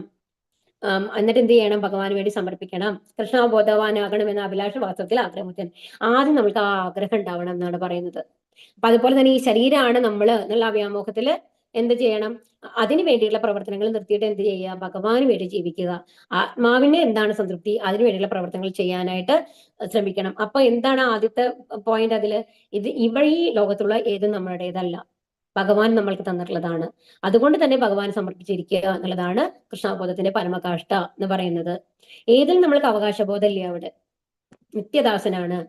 ഏഷ ബ്രാഹ്മീ സ്ഥിതി പാർത്ത നൈനാം പ്രാപ്യ വിമുഖ്യതി സ്ഥിത്വാസ്യാമന്തകാലേബി ബ്രഹ്മനിർവാണം പൃച്ഛതി. ഏതൊന്നിലെത്തിയാൽ മനുഷ്യന് വിഭ്രാന്തി ഒഴിയുന്നുവോ ആ ആത്മീയവും ദൈവികവുമായ പദമാണിത്. ഇവിടെ നിലയുറപ്പിച്ച മരണവേളയിലും അതേ സ്ഥിതി തുടരുന്നവൻ ഭഗവത് ധാമത്തിലെത്തും. അപ്പൊ ഇവിടെ എന്താ പറയുന്നത്? ആ ഒരു അവസ്ഥയിലെത്തിയ എന്താണ് ഈ ഇന്ദ്രിയങ്ങളുടെ ആഗ്രഹങ്ങൾ എന്ന് പറയുന്നത് ശാശ്വതമല്ല. അപ്പൊ എന്തിനു വേണ്ടിയിട്ടാണ് നമ്മൾ ശ്രമിക്കേണ്ടത്? എല്ലാം ഭഗവാന് വേണ്ടി എല്ലാ കാര്യങ്ങളും ചെയ്യാം നമ്മൾക്ക്. ഇപ്പൊ എനിക്കൊരു പ്രസാദം നമ്മൾ ഭഗവാന് വെക്കുമ്പോൾ എന്താണ്, എനിക്ക് ലഡു കഴിക്കാൻ ആഗ്രഹമാണെങ്കിൽ ആ ലഡു പ്രസാദമാക്കി നമ്മൾ ഉണ്ടാക്കി ഭഗവാൻ നിധിച്ചിട്ട് കഴിക്കുന്നവർക്ക് തെറ്റില്ല എന്നാണ് പറയുന്നത്. നമ്മുടെ ആഗ്രഹങ്ങളെ നിഷേധിക്കണം എന്നല്ല പറയുന്നത്. എല്ലാം ഭഗവാന് വേണ്ടി സമർപ്പിച്ച് ചെയ്യൂ എന്നുള്ളത് മാത്രമാണ് നമ്മളോട് പറയുന്നത്. എന്നാൽ ഓവറായിട്ടുള്ള ആഗ്രഹങ്ങൾ പാടില്ല, അതിനു വേണ്ടി മുഴുകരുത്. എപ്പോഴും ഭഗവാനിൽ സമർപ്പിക്കുമ്പോൾ തന്നെ ആ ബോധം ദദാമി ബുദ്ധിയോഗന്തം, ആ ബോധം ഭഗവാൻ നമ്മൾക്ക് തരും. അപ്പൊ എല്ലാ ഇന്ദ്രിയ നിയന്ത്രണങ്ങളും ഉള്ള ഒരാള് ഭഗവാന് വേണ്ടി സമർപ്പിച്ച ഒരാളാണ് ആര്? സ്ഥിതപ്രജ്ഞൻ. അപ്പൊ അങ്ങനെയുള്ള ആള് തീർച്ചയായിട്ടും എവിടെ എത്തും? ഭഗവത് ധാമത്തിലെത്തും. അപ്പൊ അത് പക്ഷെ എന്താണ് കണ്ടീഷൻ? മരണവേളയിലും അതേ സ്ഥിതി തുടരുന്നവൻ. മരണസമയത്തും ആ സ്ഥിതി ഉണ്ടായിരിക്കണം. മരണവേളയിൽ നമ്മൾ വേറെ എന്തെങ്കിലും ചിന്തിച്ചു കഴിഞ്ഞാൽ കാര്യമില്ല. ആ അൾട്ടിമേറ്റ് ആയിട്ടുള്ള പോയിന്റ് നമുക്ക് തരുന്നത് എന്താണ്? മരണവേളയിൽ നമ്മൾക്ക് ഭഗവാന്റെ സ്മരണ ഉണ്ടാവണം എന്നുള്ളതാണ്. കൃഷ്ണാബോധം അഥവാ ദിവ്യജീവിതം ഒരാൾക്ക് പെട്ടെന്ന് അനുഭവപ്പെടുന്നു വരാം. അതല്ല, കട്ടോങ്ക മഹാരാജാവിന്റെ ഉദാഹരണമാണ് ഇവിടെ പറയുന്നത്. അതെന്താ വെച്ചാൽ കട്ടോങ്ക മഹാരാജാവ് മരിക്കുന്ന ഒരുപാട് ഇതായിരുന്നു. ഭഗവാൻ സ്വർഗലോകത്തിൽ പോലും യുദ്ധം ചെയ്യുന്ന ഒരാളായിരുന്നു എന്നാണ് പറയുന്നത്. അപ്പൊ അത്രയും പ്രിയപ്പെട്ട ഒരാളാണ് ഭഗവാൻ ദേവന്മാർക്കൊക്കെ. അപ്പോൾ ഒരു തവണ അവിടെ ഇരിക്കുന്ന സമയത്ത് അവിടെ ഭഗവാന്റെ അടുത്ത്, ബ്രഹ്മാവിന്റെ അടുത്ത് അവർ ചോദിക്കുകയാണ്, എനിക്കിനി എത്ര കാലം ഉണ്ടെന്ന് ചോദിക്കുകയാണ്. അപ്പൊ പറയും, നിങ്ങൾക്കിനി ഒരു നിമിഷമേ ഉള്ളൂ എന്ന് പറയുകയാണ് കട്ട മഹാരാജാവിനോട്. അപ്പോഴാണ് അറിയുന്നത്. അപ്പോ അല്ല, കടുമഹാരാജ് ആദ്യം പറയും, എനിക്ക് കുറെ കാലം കിടന്ന് ഉറങ്ങണം, ഇനി ഒരുപാട് പണിയെടുത്ത് എനിക്ക് മതിയായി, അപ്പൊ ഇനി എത്ര കാലം, അതിനു മുമ്പ് എനിക്ക് അറിയണം ഇനി എത്ര കാലം ഇരിക്കണ്ടെന്ന്. അപ്പൊ പറയുകയാണ്, നിനക്ക് ഇനി ഒരേ ഒരു നിമിഷം മാത്രമേ ഉള്ളൂ എന്ന്. അപ്പൊ ആ ഒരു നിമിഷത്തിൽ പൂർണ്ണമായി ഭഗവാന് സമർപ്പിച്ച, ഭഗവാന് നാമം ചൊല്ലി പൂർണ്ണതയിലെത്തിയ ആളാണ് കട്ടുങ്ക മഹാരാജാവ്. അപ്പൊ ആ ഒരു നിമിഷം കൊണ്ട് മോക്ഷം ലഭിച്ച ഒരാളാണ് കട്ടുങ്ക മഹാരാജാവ് എന്ന് പറയുന്നത്. ശ്രീല ഭക്തി വിനോദ ഠാക്കൂർ ഈ 2ാമത്തെ അധ്യായത്തെ ഭഗവത്ഗീതയുടെ ഉള്ളടക്കമായി സംഗ്രഹിച്ചിട്ടുണ്ട്. ഇതിലിപ്പോ എല്ലാ കാര്യങ്ങളും നമ്മൾ ഭഗവത്ഗീതയെ കുറിച്ച് പറഞ്ഞിട്ടുണ്ട്. ഇത് കുറച്ച് ലെങ്ത് ഉള്ള ചാപ്റ്ററാണ്, 72 ശ്ലോകം ഉണ്ടായിരുന്നു. അതുകൊണ്ടാണ് അടുത്ത അധ്യായങ്ങളൊക്കെ ഷോർട്ടാണ് കേട്ടോ, കുറച്ചും കൂടി വേഗം നമ്മുടെ കഴിയും. ഹരേ കൃഷ്ണ കൃഷ്ണ കൃഷ്ണ ഹരേ ഹരേ, ഹരേ രാമ രാമ രാമ ഹരേ ഹരേ. ഹരേ കൃഷ്ണ. ഹരേ കൃഷ്ണ. ചോദ്യങ്ങൾ നോക്കണല്ലേ?